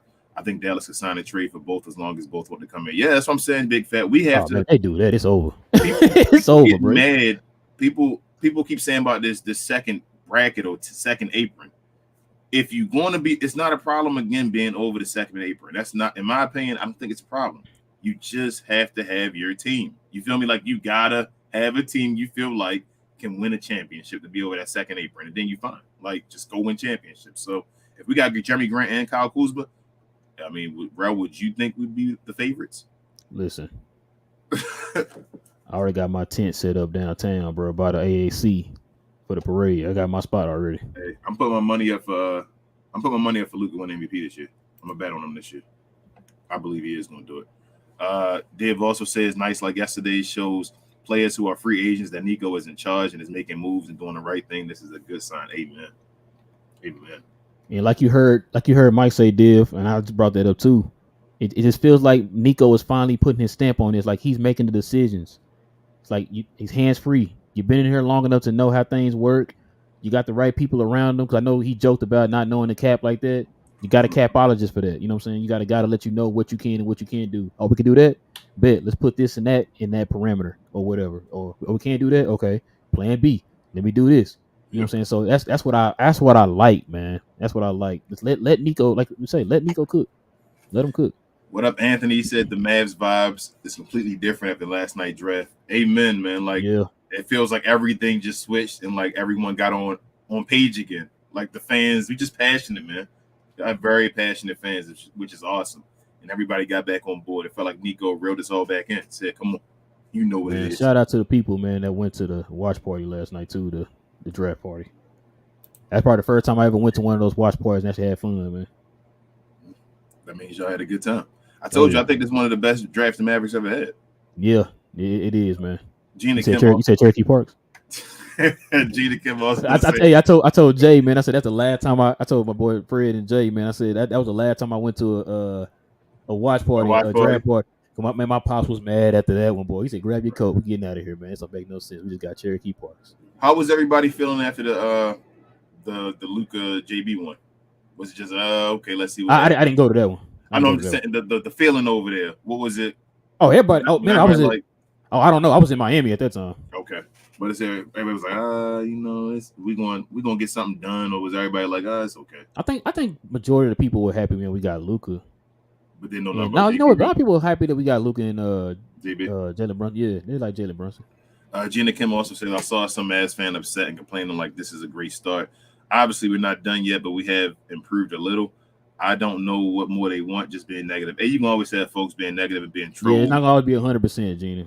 Nico made again, bro. You just said that Nico basically moved 4 players with 1 pick yesterday, and Mavs fans are crying. We're no longer worried about the money situation no more. We're not sitting here saying, you know what, how could we sign somebody? We got Oh man, we don't have Bertans on the contract anymore. Listen, Dallas. We heard these rumors that Dallas wanted to change up their center position, right? They added 2 centers. Yep. Dallas wanted to get younger. They got 2 draft picks. Yep. They wanted to get more athletic. You got 3 guys who are athletic. You got tougher, longer, all that. Yep. You got all that in this draft last night, and while giving up probably your biggest hindrance in Bertans. So I don't see what the issue is, man. I don't know why a lot of people are upset, but it's all good. It's not gonna be 100% across the board ever, man. But. Never. Div says, King, bro, I disagree. I think we get Kyrie and Williams. We are chip level. We got the top player in the NBA, if in shape, and Luka, and we got a guy in Kyrie who has reasons to shut mouths up. Div. Oh no, we agree. I'm with you. Yeah, I told you. I don't think people understand the difference in shape Luka is going to make alone. Like that's no in shape motivated Luka. Yeah, like I don't think people understand like that alone is going to be stupid. Bergs, what up? He says, how do y'all feel about adding Kelly Oubre Jr.? I feel we need at least one versatile scoring wing. Luka, Kai, if he comes back, and Hardy, the only ones who can get their own, and they all are gods. Is Kelly Oubre a free agent? I'm not sure. I don't think so. If he's a free agent, I take him for the low, but I think he's making money, and I don't want to take on the money I think he's making. Yeah, because listen. He with Kelly, he's inconsistent and he's hurt all the time. Yep. So with those guys we named earlier, the 3 names you heard me name, I want one of them guys. Like Kyle Kuzma can fit that mold of what you're talking about, Bergs. We talking about the guy that can go and get his own. I've been saying that too. We need somebody in that position. That's why we kind of coveted Chris Wood so much. He was a guy who added a different dimension from those guards that we had. You know what I'm saying? So yeah, I wouldn't mind having a guy at that position that can get his own. You don't have to go out there and get me 30 points a game or anything, but I say this all the time. Just be competent enough to where if the ball hits your hands, I don't have to look for Luka to bail me back out. I can put the ball on the floor and go get my own bucket. Grant Williams can do that. Jeremy Grant can do that. Yeah, Kyle Kuzma is better than those guys at that. So all 3 of those guys can do that, but Kyle Kuzma is more elite when it comes to doing that than those other guys. I take Kelly for the low. He fits that role as well, but I can't take the risk on it. So like I said, if he has potential. Are we not going to lie and say Kelly Oubre is not nice at times? He's better than Tim Hardaway Jr. You feel me? So he's better than Tim Hardaway Jr. So if he can stay healthy. You must want Larry and Johnny B come after you, bro. I'm sorry, but if he can play and he'll actually stay healthy and take the low, like come and play a position, we're getting to the point where you're going to get, if you can get these guys that are nice that come fill the lower positions in the role, like I'm fine with all this. Like, let's go. Let's get the team right. Just stack them. Yep, just stack them up behind. Say, you got Kelly Oubre as your 10th guy? Oh, okay. I'm fine with that. Let's go. Coy also says, listen, Kuz isn't a winning player. Spencer was right. Everything he says. Spencer was here. No problems in Los Angeles. Same thing happened. I'm out on Kuz. He is the common denominator. No. Coy, you know I'm with you usually 100% of the time. The last time Kyle Kuzma was a number 3, he won a championship. Spencer Dinwiddie doesn't have a championship. That's the only thing I can say. Like, I understand that, and they have their own little beefs and all that stuff. And Kuz may not be as great and all that, but Kuz, it does have a ring. Like, it is what it is. You can't say he's not a champion. We know what Kuz would do if you put him in that role. Yeah, he's worked in that role. So that's my only thing about it, Coy. I take Kuz. I don't have a problem with Kuz. Div says Donnie was an absentee GM joke, and Nico we trust if he don't sign Powell because of Kid. I don't trust Kid, and I started this joke Powell. I know everybody worried about that. Everybody worried about that deal. Y'all forget that. Y'all be forgetting that Kuz won a championship. Everybody forgot that. Hey, I see some of y'all kind of comment, guys. If you want us to talk to post your comment and your question, put WTM in front of your comment and your question, guys, so we know you're talking to us. WTU. Div said, dude, Richaun Holmes, if injury free, will be an excellent center. I don't think he's an injury dude though. I think he just wasn't playing. But just wasn't playing. Yeah, absolutely. He just put out a rotation. He was given 15 and 9 basically on Sacramento efficiently before last year. Sabonis got there. So yeah, out of the 4 years he only had, last year was his bad year. And he wanted to leave the team. I think he actually wants to show that he's a better player. Like they gave up on him and got Sabonis, and he's like, man, why? So I think Richaun Holmes would be nice. Div said Richaun. Remember, y'all, we're not asking him to be some. We're not asking him to be Joel Embiid. We just asking you to be better than Dwight Powell. You said 10 and 10. I tell you, that's the numbers always I go back to. You said 10 and 10. Yeah, you can do that. Richaun Holmes is tough and a grinder and will fit with Luka for sure. Suns info.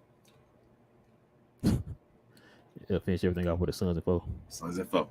Johnny B also says, my B-Day Sunday, I'm going to Vegas for the weekend. Y'all send some love and safe travels. Absolutely. Man, happy birthday, Johnny B. Happy birthday. Let's see. It's tomorrow. When's Sunday? Tomorrow? That's tomorrow? Wait, what's the day? No, today's Friday. Tomorrow's today's Saturday. Friday. So Okay. So remind me again tomorrow to wish you happy birthday for Saturday, Johnny B. But I got Johnny B, you should have waited about a week, man, to go down to Vegas, man. And you could have went to the summer league. Yeah, make sure you bet on Luka to get MVP. Div also says, I trust in Lively more than Wemba for injury-prone stuff. So watch Wemba get destroyed in the league bucket. You heard it here first. Wemba going to get injured fast. Div, I'm not. I ain't saying bucket here. I don't know why something to me telling me Wemba not going to be the best player in this draft. I've been saying that for a while. I don't know what. Something's telling me it's not going to be him. Listen, like I told Jay and them last night, man, if he don't, I will be the first to apologize. I've been wrong a lot of time on them young guys coming out, right? Because it's a crapshoot. You know, it's a dice. Everybody might think they know. A lot of people don't know. Like, I didn't know Luka was going to be this good, right? I didn't want Luka when we first drafted him. I didn't know he was going to be this good. So, if he's good, he turns out to be a generational player and all that stuff, okay, I'll apologize. But I'm with you. It's just something. Maybe from the videos I've been watching, as far as like, you know, I feel like they hyping him on potential, bro. I feel like they hyping him too much on potential rather than what he actually is doing. Does that make sense? Yeah. Like based off him being able to shoot and being 7'4" or 5" or whatever, like he gonna be this, but like not paying attention to what he actually do. And then his little statements he said when they asked him about bulking up, and he said, why don't they get skinnier? I'm like, whoa, this dude ain't gonna try. He don't want to bulk up. So I don't know. He gonna be playing small forward? I guess so. Bird Thomas, man, he got the 199 dono. He don't have a comment on here, but I'm gonna answer this one for him. Mm-hmm. He says if Lively put on some weight and shot 35%, watch out, he can pass the ball. I mean, like I said, if I'm not saying he's gonna be trash, I'm not saying that at all. He said Lively. He said Lively, bro. Not Wemby. Oh, I'm sorry. I don't know why I'm thinking of Wemby. But yeah, hey, I can see that. He's 19 too, man. He's 19, and he got shoulders. He's not like Wemby and all. He looks like he's going to be a grown man at some point. That's how I feel about Lively. Like you can see once he just fills out, he's going to be fine. That dude's 7'2", man. Like, gee, I can't wait for the year. Potato, what up? He said I was so focused watching y'all three, I forgot to say what. Hold up, what you talking about? You said something earlier, Potato? Did I miss it? Let me know. Mike Douglas also said. Oh, we're talking about so focused watching. Oh, we're talking me and all three of us, me, you, and Mike. He said I forgot to say what? Am I missing something? I don't know what he forgot to say. But yeah, that's what I'm saying. I guess he probably meant he forgot what he's going to say. I guess. We mesmerized him like that, Potato. Mike Douglas said, "Wasn't I telling you he excited for Lively Jr.?" Hey, I think you probably did, Mike. I think you probably did. On it. I know. I think Johnny B and Larry. It was a lot of people. Yeah, a lot of folks wanted Lively Jr. And I told y'all once y'all started talking to me and saying the guy was putting them 5, 2, and 2.5 in like 10 minutes. I'm like, what? In 10 minutes? Oh, I'm fine. And once I've seen him play and all that and move around, I'm like, okay, yeah, I see what y'all saying. So kudos to you, Mike Douglas, and everybody else. Jay says teams have unlimited vet minimums. You can use that even when over the cap. Except if you're over the second cap, Jay. I think they get rid of the second, they cut down. But yeah, might be right. That's how Phoenix is going to have to fill out the rest of their roster. Yep, just vet mins. Vet mins. Div said, I heard, and I'm telling you, I think Kyrie going to help with the vet mins. Like, guys going to be signing vet mins now because of Kyrie. Same thing like you're thinking about KD now with the Phoenix Suns. We got that with Kyrie. Div said, I heard Lively in his mother interview. She sounds smart as a whip, so I imagine her son is the same, which means he will have the IQ. Looks at McGee to play with Luka. Yeah, he will. Oh my God. He's a grinder. They say he goes to the gym like already, first guy and all that. Like, we got the guys that moved up the draft. I gotta do this for Div, man. Shots. You know what's funny though? Both our guys that we drafted were like two of the main guys that moved up the draft board the most. Yeah. Nico, a baller. And he talked about their IQ too. TGK. Make sure y'all follow his show. Make sure y'all get his merch, all that stuff. He's a Glow Yard gang member. We appreciate you, TGK. But he said, I can't find anything on the amount of that men's you can have. I always thought you don't have a limit. Yeah, that's what they just said a second ago. TGK. Oh, okay. We see you, Nixon Nice. Salute to you What as up? well, bro. Salute. Austin Jones says, so as of now, right now, is Holmes our starting center or Lively? It's going to depend on what else we do, Austin, so I'm not sure. And I wouldn't be surprised either way. Yeah, I like wouldn't be if surprised. Lively is the backup this time, his first year to get him ready. It just depends on, I feel like, I guess it probably depends on where Lively is. Tell you the truth. So we're going to see kind of, I guess, with Summer League and then, of course, preseason and all that stuff. You see, Chico back now. Y'all split the series with us, Chico. And now you bet. You left the other day. Chico, why you didn't beat him in the series like y'all beat us? Showing favoritism, huh? All right, I see how it is. He said, good to see everybody's spirits up because of Nico, LOL. And Nico, we trust. Fast show. I'm glad Mavs decided to make smart moves. Amen, Chico. For sure. For shizzo. I see you, Richard, saying good morning. This, y'all. Oh my gosh. I'm gonna need 2023-24 edition. Yeah, that's the one you need with a champion. That's the one I need. Ray says Nico said that Lively and Omax are starting. Yeah. Well, he said they no, Ray. He didn't say that. Oh, okay. Don't do that, Ray. You have me hype. Don't do that. He said they will. The plan is for them to play. They will be playing. He didn't guarantee a start. So I don't think he will be starting. He's just saying that don't worry, guys. They won't be sitting like Hardy and Green and all that stuff. They're going to be a part of the team. So, hey, that means he must have talked with Kid. Listen, I ain't drafted you guys for nothing. You better play these dudes. You saying they gave Nico power now? You say Nico out there putting his foot down now? Good night, everybody. I'm going to bed, man. It don't make no sense, man. Dave said, I honestly would tell Luka if I was a coach, tell Lively minimum 1 3-pointer a game, first 12 games, and that you will set him up wide open. Yeah, I want him to shoot him. I want him to shoot every 3-pointer he get. I'm sorry, TGK. I'm not bringing the O's back. I'm done. Good job, TGK. Good job. Rich's Glow Yard gang member as well said, just woke up what I missed. It was an awesome one, Richard. Make sure you check it out again. Fish just left. We had Fish on, man. Fish a trip, man. Yeah. Dave said, can you imagine if Lively, because he is playing with Luka, puts up stupid numbers as a rookie, and we also have a dog in Omax. Ha. Nice moves, Nico. I think Lively should compete for all rookie team. How about I say that to you? I'm not mad at it. Why can't both of them do it? I mean, I don't. Hey, Jason Kidd, listen, I'm gonna say right now, if both of them are in the rookie game, I'm gonna watch it. Jason Kidd, do your job. Talk to Jason Kidd. Ray said, remember when everyone's saying that we need players with defensive IQ that talks on defense? Here's two for you. Hey, there you go. Ray. Yeah. And Nico touched on that too, Ray. He said the top betters out there IQ. Bird said if he puts on weight and adds that 3-point shot, can you see baby AD? I can see. I mean, something like that. That's what I'm saying. A guy, he has all the skill. Remember AD when he got drafted, bro? They didn't know about his. They was like, oh, okay, he's raw in offense, but he had skill. He can make a little shot and all that. Right. This guy has skill. Like he has. I was watching him play. He has a touch. We talking about your boy Fire Mark Cuban, man, Chris. He said he's the next Willie College time, man. Oh man, jeez. Yeah, he been on that for the last few days, man. They be hating hard. Everybody else saying this guy might be a star and the best player in the draft. Yeah, he the only one I seen talking like that. He's saying, he the only one I seen talking like that. He kind of put some numbers up to me. Oh, my bad. Willie College better than him. And he put up his stats his freshman year compared to. Then you say one was starting and one was starting over Cat allegedly, like we said, and the other one is on the bench. Coming off the bench, guy, right? Okay. Yeah, and his numbers were close to his coming off the bench. Yeah. I'll tell you something. Ray said Omax and Lively. Amen. Jay also says we should be able to get Grant Williams with the MLE. I would have used THJ for a younger shooter. I'm down with it. Oh, that sounds good to me. I'm down. Richard says Maxie got. Oh, why'd you had to bring? Rich, we just having a good time, man. You got to bring that up, man. I forgot all about that till Richard just said it. Like, oh man, Max. We all happy and stuff. Then Maxie, right. Man. 3 more years. Ray says till 28. Okay, 28 to be guaranteed. Okay, so we got 5 days. Live also says, is this actual solution way better than spending $30 million for 8 and adding 10? Yes.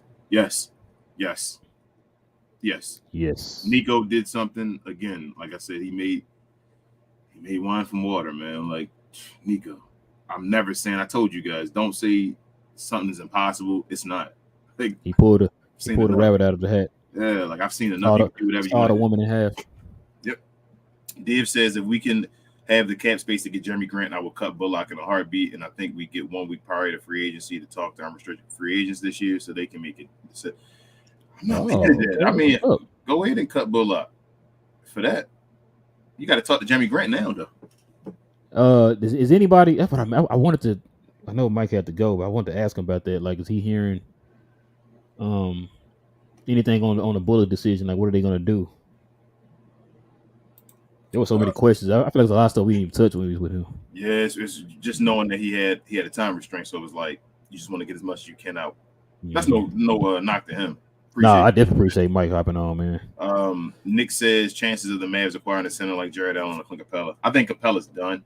Yeah, I think Capella's done. They wanted, from what we heard, man, they wanted Josh Green and Hardy in the trade. Yep. For Capella. I don't Nico, know why about that. What did Nico say? Hell no, my man Nico. Maybe Jared Allen. I don't know where Atlanta got that from, man. Shout out to Demond and them, man. Demond, y'all tripping over there, man. Yeah, y'all not getting both our young dudes. They tried to loop us back. Was that a shot? Darren said they signed Mike Miles Jr. from TCU to a 1-year deal. Yeah, Darren. Yeah. From Lakers to finest, man. I'm interested in seeing him. We got somebody in our own backyard finally.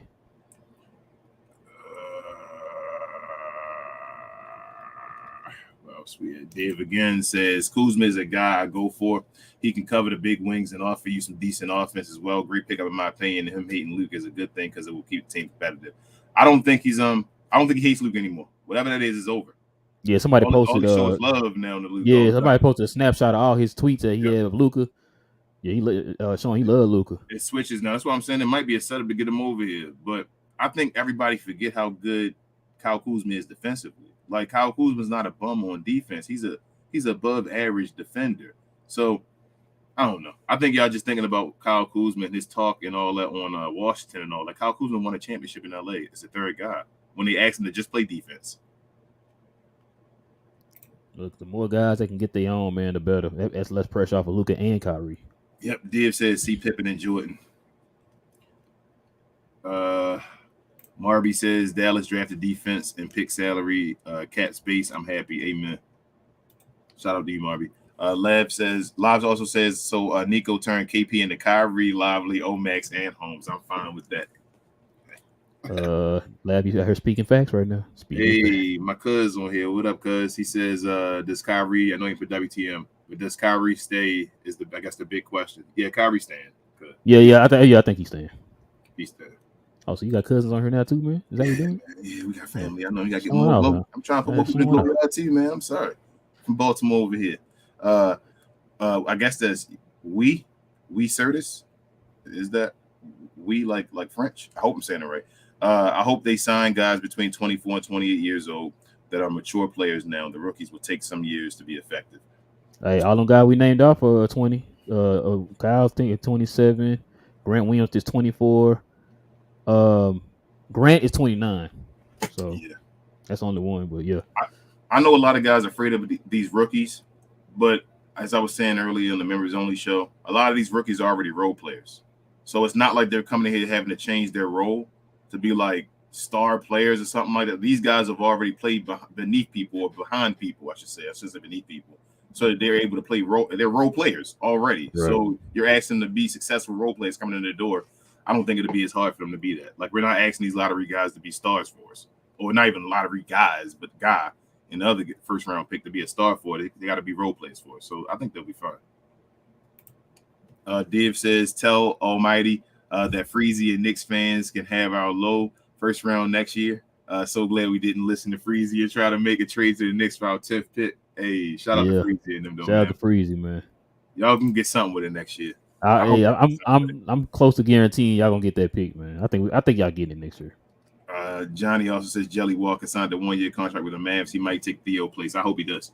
Listen, John, you ain't gonna hear no arguments from me, man. Hey, appreciate you, Jorge. Yes, sir. Appreciate it, man. Appreciate it. He a Denver fan too, my cousin. He writing Denver on it. Nick says, I think Kyrie and Luka need to average no more than 27 to 28 if the Mavs are going to go deep. Got to share the rock. Not mad at that. I think their offense could be ridiculous though, where they like just put up numbers and still share the ball. MJ says guys don't remember how great Luka was playing and team was playing. Then Luka hurt his heel in mid to late February, and unfortunately was never the same afterwards. That's part of the conditioning, MJ. That's why I believe it's going to be different. TGK also says in Dallas we went crazy when we drafted Luka beyond hype that night. Cool. That's what I wanted to know. Yeah, I wasn't in Dallas at that time. I was in Miami. Nick says chances of Luka shooting at least 80% from the line and him making it. Man. If he does that, concerted effort, leaving the refs alone next season and being in shape all season. I guess I'll go on the line. 80% the chances of him shooting that. I'm going to say 75% on that one. Leaving the refs alone. I'm going to go 65% on that one. I'm going to go 6 out of 10 on the referees. Being in shape. I'm being naive, but, man, I'm going to go with King. I'm going to go 7 out of 10 on the free throws. I think he's gonna be. I think he's gonna be in shape all year. I think this is the year. I really think this is the year, bro. I think they're gonna switch it all around. It's already happening. Good stuff happened. Positive vibes follow positive vibes, and right now it's positive vibes going on. I think it's gonna be the whole season. I think my man Luka's gonna come to the door in shape. He's gonna stay in shape. I think it's gonna be okay. Yeah, I think he's motivated. Yep. Shout out to what's his name, Joker, and what's the guy? I can't think of his name. The other Slovenian on Denver. Karchar or whatever. Karchar. Yeah. Shout out to them for motivating Luka right now. Appreciate you. Div says, I can imagine a call from the Hawks. We give you Capella for Hardy or Green. Nico look at them and say, do I look like your OGM trading Luka for Trey? Yep. Lakers young. I agree with you, Div. That's ridiculous. I'm glad Nico didn't even think about it. I know they didn't call for that. They lost their mind. Richard, you're right. He got it in his book too. He said Josh is officially now listed. He is 6'7", 200 pounds now, and y'all talking about get rid of this man. If everybody can turn their pages to page 3, that's 6 here in the book. It says officially that Josh Green. Here it is right here. Bam, Josh Green, 6'7". You don't say 7, they say 7. 6'7", 200 pounds. Year 3 in the NBA. Bam. Berg says Kelly Oubre is unrestricted. Would you give him 2 years, $20 million? No, I'm good on that. That's a little too much for me. Grant. I'd rather take the chance on Grant for that. Yeah, I want Grant for that money. Low. Kelly take a 1 year. I might give him 1 year. The low to the low. Would you give him 1 for 10? Nope. Because that's gonna take away from Grant. I might if we get him at the end. Like say he's gonna take this vet minimum. He can take this vet minimum. I'll take that too. Nick says bubble cheap don't mean it. But he was in the East. They were in the East finals again this year. The conference finals, the same teams. Don't mean anything. But Denver's means something, and they played what 2 8 seeds in the 7th seed. Man, like I always use this argument. Like people always say it don't mean nothing because it's in the bubble. If anybody else had won that championship, they wouldn't down talk it. Yep. They wouldn't have down talked it. But because LeBron did it, it's down talked. I've always said that. If Denver would have won it, then would have been older Nuggets. Matter of fact, let me give you another example. If the Clippers had won that championship, like everybody thought was gonna win, we wouldn't be hearing them getting down talked. They'd be like, "Oh, the Clippers won the championship. Kawhi got his 3rd ring or whatever." They would have been talking about that. Not, you just won it in the bubble. But because LeBron did it with the same obstacles that everybody else got. You know, would they knock Denver if Denver would have won it then? Nah, they wouldn't have. They'd have been like, "Oh my God, Joker." They would have been, "Oh my God, look at Kawhi, he won it again. Look what he's doing. He goes everywhere he goes, he wins." But because LeBron did it, man, it's just a bubble. Johnny B said somebody told Div saying would suck on D is a wild pause worthy comment.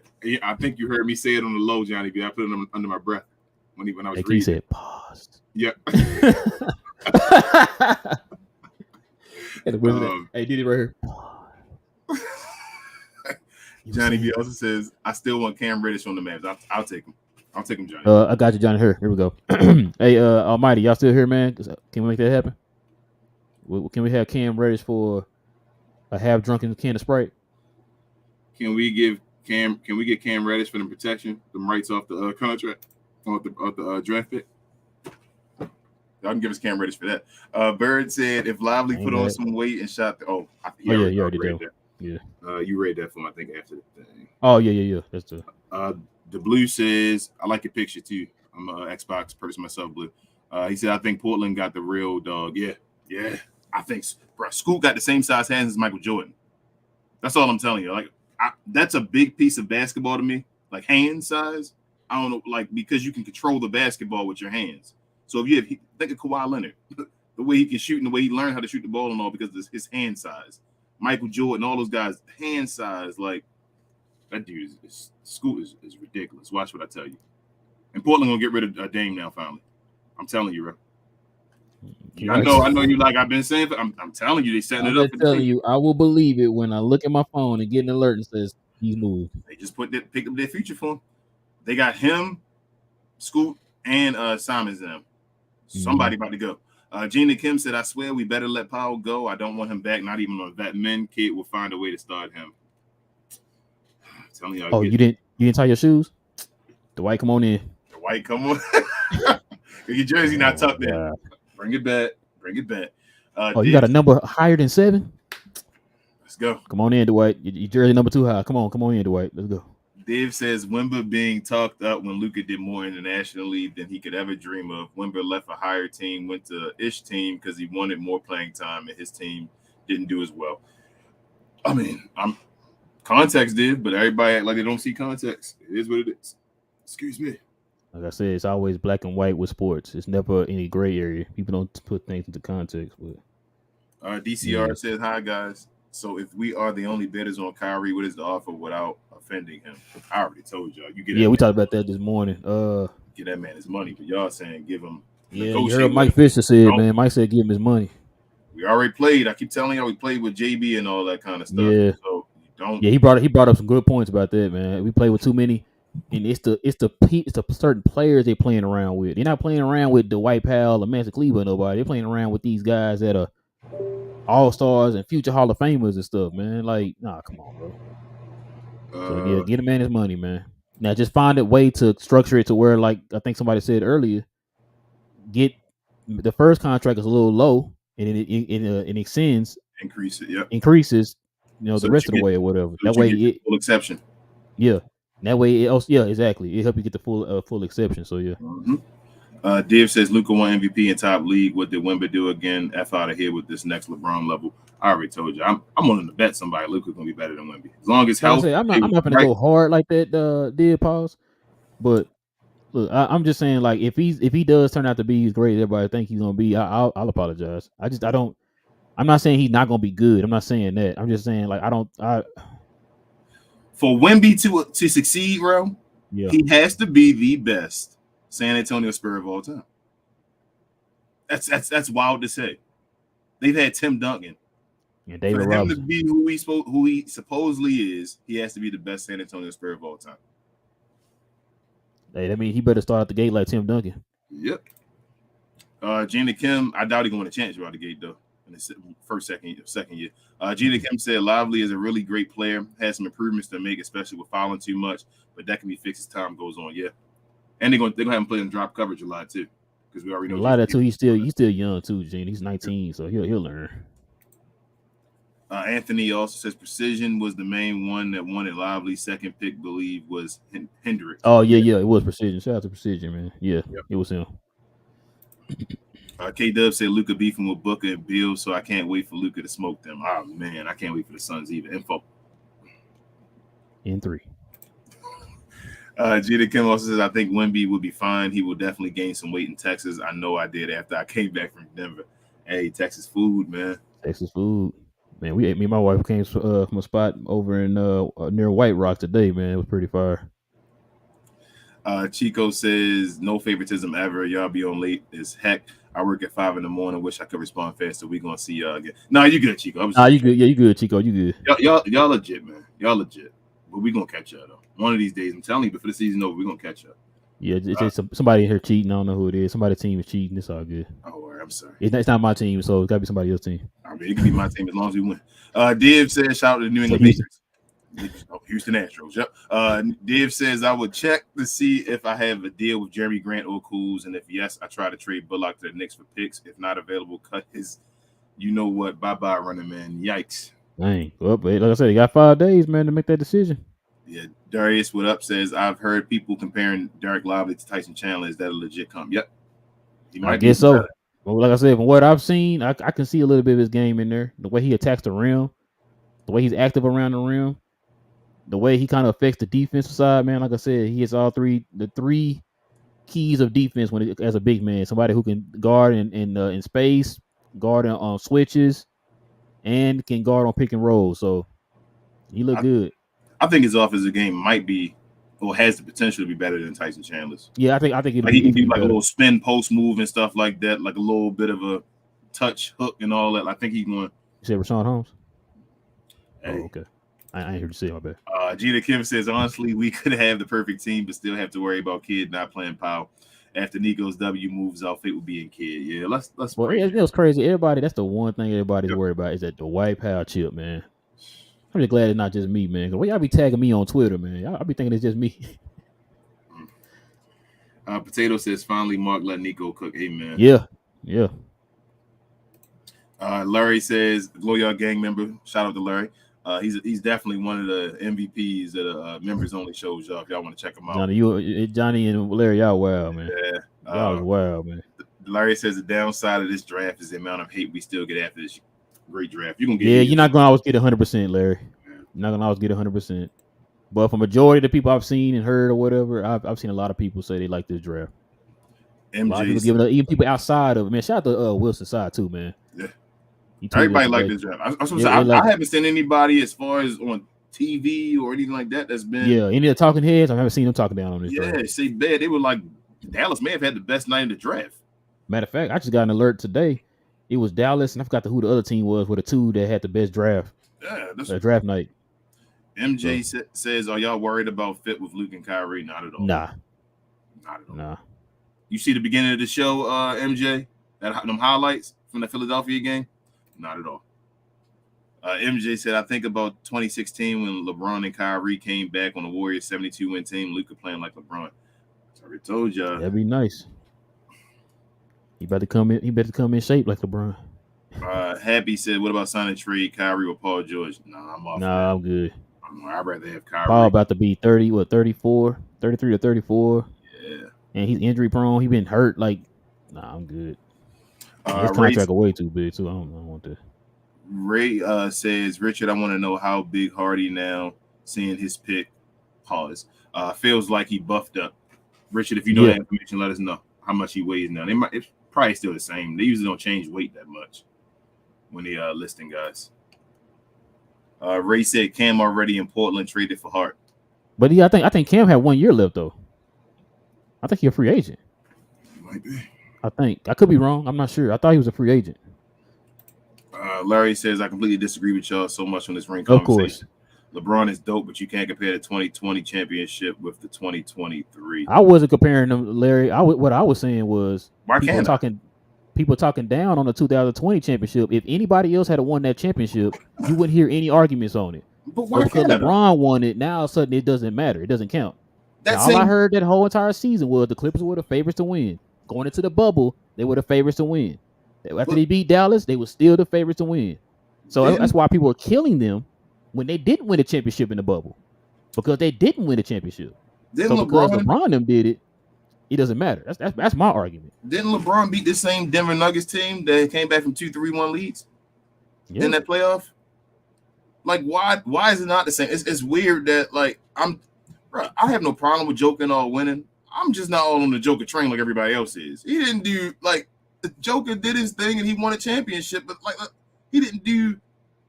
Who did he beat? That's what I'm sitting here thinking. The Phoenix Suns were his toughest task, I guess, right? Yeah, they won 2 against them. Like, who did he beat? He beat a 7, 2 8s and a 7, right? What you doing? You rolling dice? No, I'm just saying. Oh, gotcha. Didn't he beat 2 8s and a 7 though? Yeah. In his run, I'm not even trying to down it. I'm not downing his run, but the way y'all hyping it up. Hey, they talking like he had a Dirk run or something. Yeah, and even comparing it to Dirk, saying that the comparisons are the same. I'm like, no, it's not. Boy, Dirk played 7s and 8s on the way to the championship, bro. No, it's not. He been looking like the Lakers back in 2001?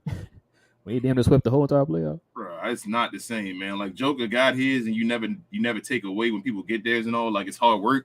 But I'm not gonna sit here and say like he like ran through the gauntlet or something like that. He didn't. Nick says compare 2011 chip to 2020 bubble chip. There are levels of this, and the 2020 chip was soulless. I'm not comparing it to 2011. like I said, it's just funny. Everybody talked down the 2020 champ, but if LeBron didn't win it, there would be nobody talking down that chip. You think the MFFLs would be mad if the Mavericks would have won it? Nope. No. So we had won the championship in 2020. Would y'all be saying that it was soulless? It wouldn't have counted. It don't matter. It don't matter yet because Luka, right, that's what I'm saying. Don't count yet. Come on, and so everybody didn't want Mavericks to win that year. They were like, "No, don't win this one because it's a bubble championship." Yeah. Dallas, don't even play. Don't even try to win it because the championship's not going to matter. Nah, you've been like, yo, Luka got a ring. Johnny B says, "I still would try to get Plumlee. He can pass a little bit, a lob threat and guard the rim." Yeah, no, I like Plumlee, man. I like Plumlee. I've been saying it. I take him as a backup. I like him. Nick says, "I agree with Larry 100%." I don't. Larry, no, we don't. I just like I said, I don't understand how people could talk down on that. If your team had won, you wouldn't want nobody talking down on your championship. Nope. Everybody else, like I said, everybody else won that championship. We would not be having this argument right now. If Miami would have won it, would they have said, No, like I said, the Clippers were the favorites. Everybody thought they'd win a championship that year in the ring. I mean, the bubble. That's why everybody was dogging them when they didn't win. Yep.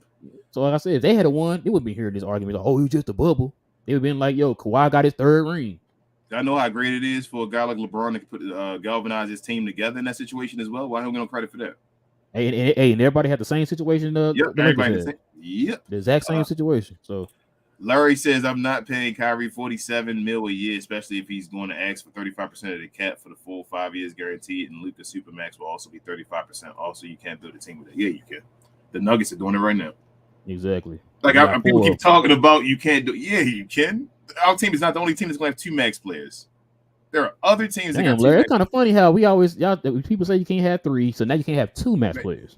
Gotcha. Okay, I see. I'll be going, wow. Like now, just get one guy. You just want Luka and a bunch of guys still. I don't want that. I've never been on that train as far as. You're gonna be complaining. You're gonna be here crying. He don't got no help. Yep.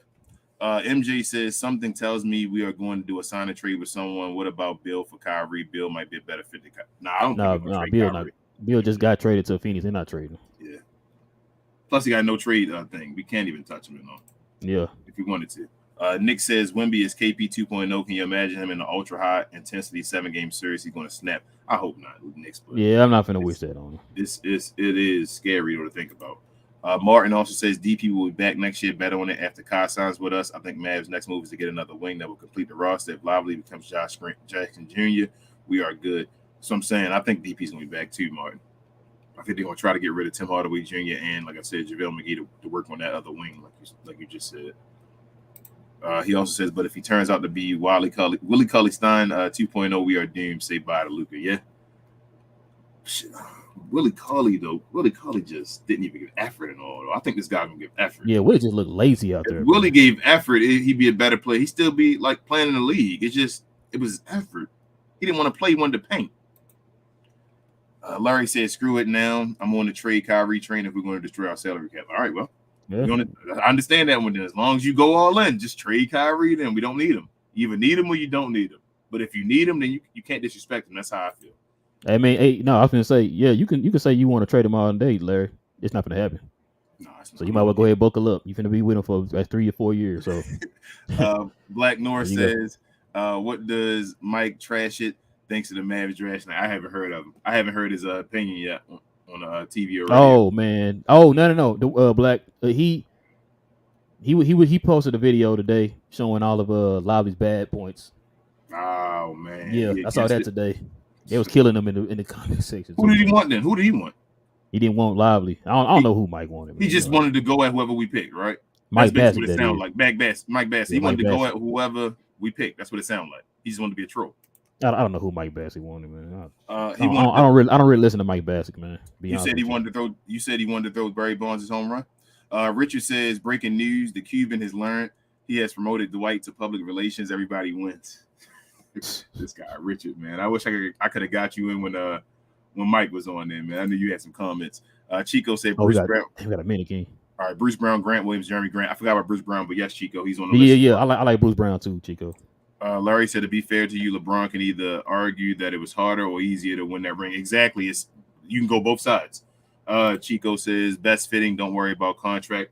I'm with you too, Chico. You go ahead and give him his money. You make the money work. Richard says, I like Joker, but it takes more than the flavor of the week to impress me. I guess before this, he didn't win a champion. He won championships all of the years as well. Like, No, he did. He did. Like things change so fast. Nick says it doesn't Shout out to matter. Rob Parker, the president of the moment phrase. Nick says it doesn't matter who won the 2020 bubble chip. Stop assuming it's all rooted from LeBron. Hey, let me ask you this: how do you feel about 2006 Heat ring?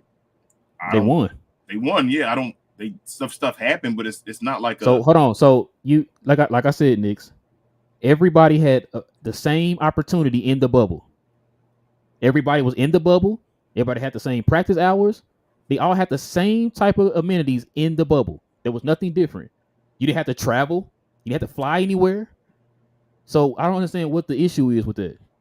You know what I'm saying? Like it was no different points at anybody's point other than, you know what I'm saying, with that whole bubble thing. Everybody had the same type of outcome that the Lakers had. And some of the dudes were in the best shape of their life. Exactly. And being in that place.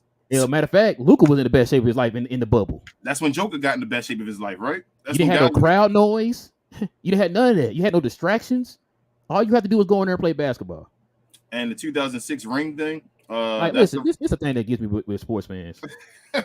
Like, I guess I'm learning this as we start doing this. Like, people have a certain like bias towards people. Like, they got a player they hate or whatever. It don't matter what that player does. They just that player can cure world hunger. Well, I mean, they didn't make the sun yellow.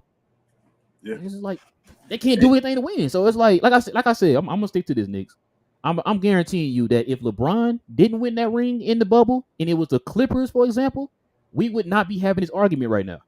But because people don't like LeBron for whatever reason it is, like I said, I'm not the biggest LeBron fan. I don't own a jersey. I don't own his shoes. I don't own anything of LeBron's.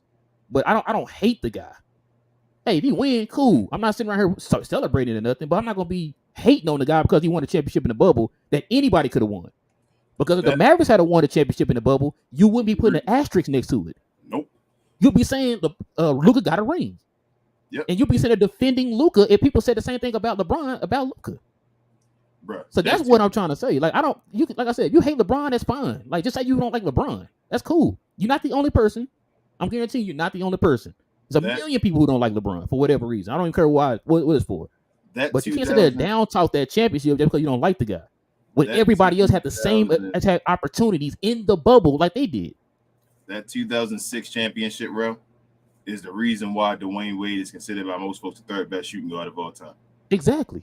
He got it. Do I like it? No. No. The same way, like Knicks, when people yell about 2006 and Dwayne Wade, do Maverick fans ever yell about playing the Houston Rockets and having Tim Donaghy when we were down 0-2 and beat them in game 7 by 40? I don't ever hear Maverick fans say, well, we shouldn't have beat Houston that time. They keep saying, well, in the finals, we should have won. It's context. Like, everybody forgets what happens at certain moments. Well, let me answer this. I'm going to go to Knicks. Hold on. Joe with the $4.99 don't know. He says, I enjoyed y'all show this morning. He was like, being in the barbershop. Yeah, that's what we try to set it up. Like, man still have the $12.4 million exception, 4.5 biannual. Okay.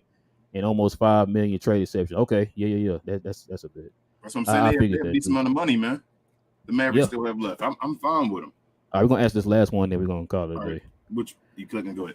Yeah, read that one, bro. Nick says everybody did not have the same opportunity in the bubble. From what I remember, some teams opted out. At least acknowledge that there are levels to it. They did. Knicks, hold on. Go ahead. Knicks, you're right. They did opt out.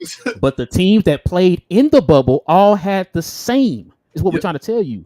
It was Lakers players that didn't want to play too, Knicks. Thank you. Those Lakers players that didn't want to play either. Avery Bradley and them didn't want to play. It wasn't just, it was players. It took a leader. That's why we're saying that why don't LeBron get credit for being the leader to galvanize the troops to go win a championship when other guys wasn't playing? If Luka would have did that, we'd have been like, well, Luka. Exactly. Like I said, if Luka and them had won a championship, you wouldn't be calling it a Mickey Mouse ring or putting an asterisk next to it. You would have been saying Luka won a championship. But like I said, I'm gonna stick to this because LeBron won it. Nobody credits him for it. Who didn't he get the best out of him when he played? So you can say the Clippers, they choked or whatever against the Denver Nuggets. The teams that the Lakers played, who didn't he get the best out of? Was it Houston? Did Houston do something where they were going to be better? Did the Denver Nuggets do something where they were going to be better? Because they were playing their butt off. They came after 2-3-1 leads. What about Portland when he had Dame going off in the bubble and all that stuff, dropped to 60, being the MVP of the bubble? They beat them too, didn't they? Yeah. I don't understand. And Miami Heat had Jimmy Butler going off as well. with Eric Spoelstra and them. Bro, I'm done. That's it. Knicks all love, man, but wow, y'all be going off on this talking about this bubble championship, bro. It's a championship. Knicks, you know you're saying that because you're a Mavs fan, right? Do y'all count 99 as an asterisk? Even more people wouldn't have cared because the clip. You were a Mavs fan. Of course, you're gonna sit there and look at it in that lens that you saying that nobody would have cared. I'm done. Is 99 an asterisk? Do people not consider Tim Duncan having 65 championships? No, I've never heard nobody talk about 99 being an asterisk. And that was a shortened season. He played a number 8 seed in the finals. Hold up. How about 2012 when LeBron won his first one? Didn't they start that season at Christmas? Is that Miami championship an asterisk? Oh, okay. I didn't think so. I don't hear nobody yelling all that stuff. But get out of it. I'm done. We can go. And Knicks, if he wasn't irrelevant, you wouldn't have called this a.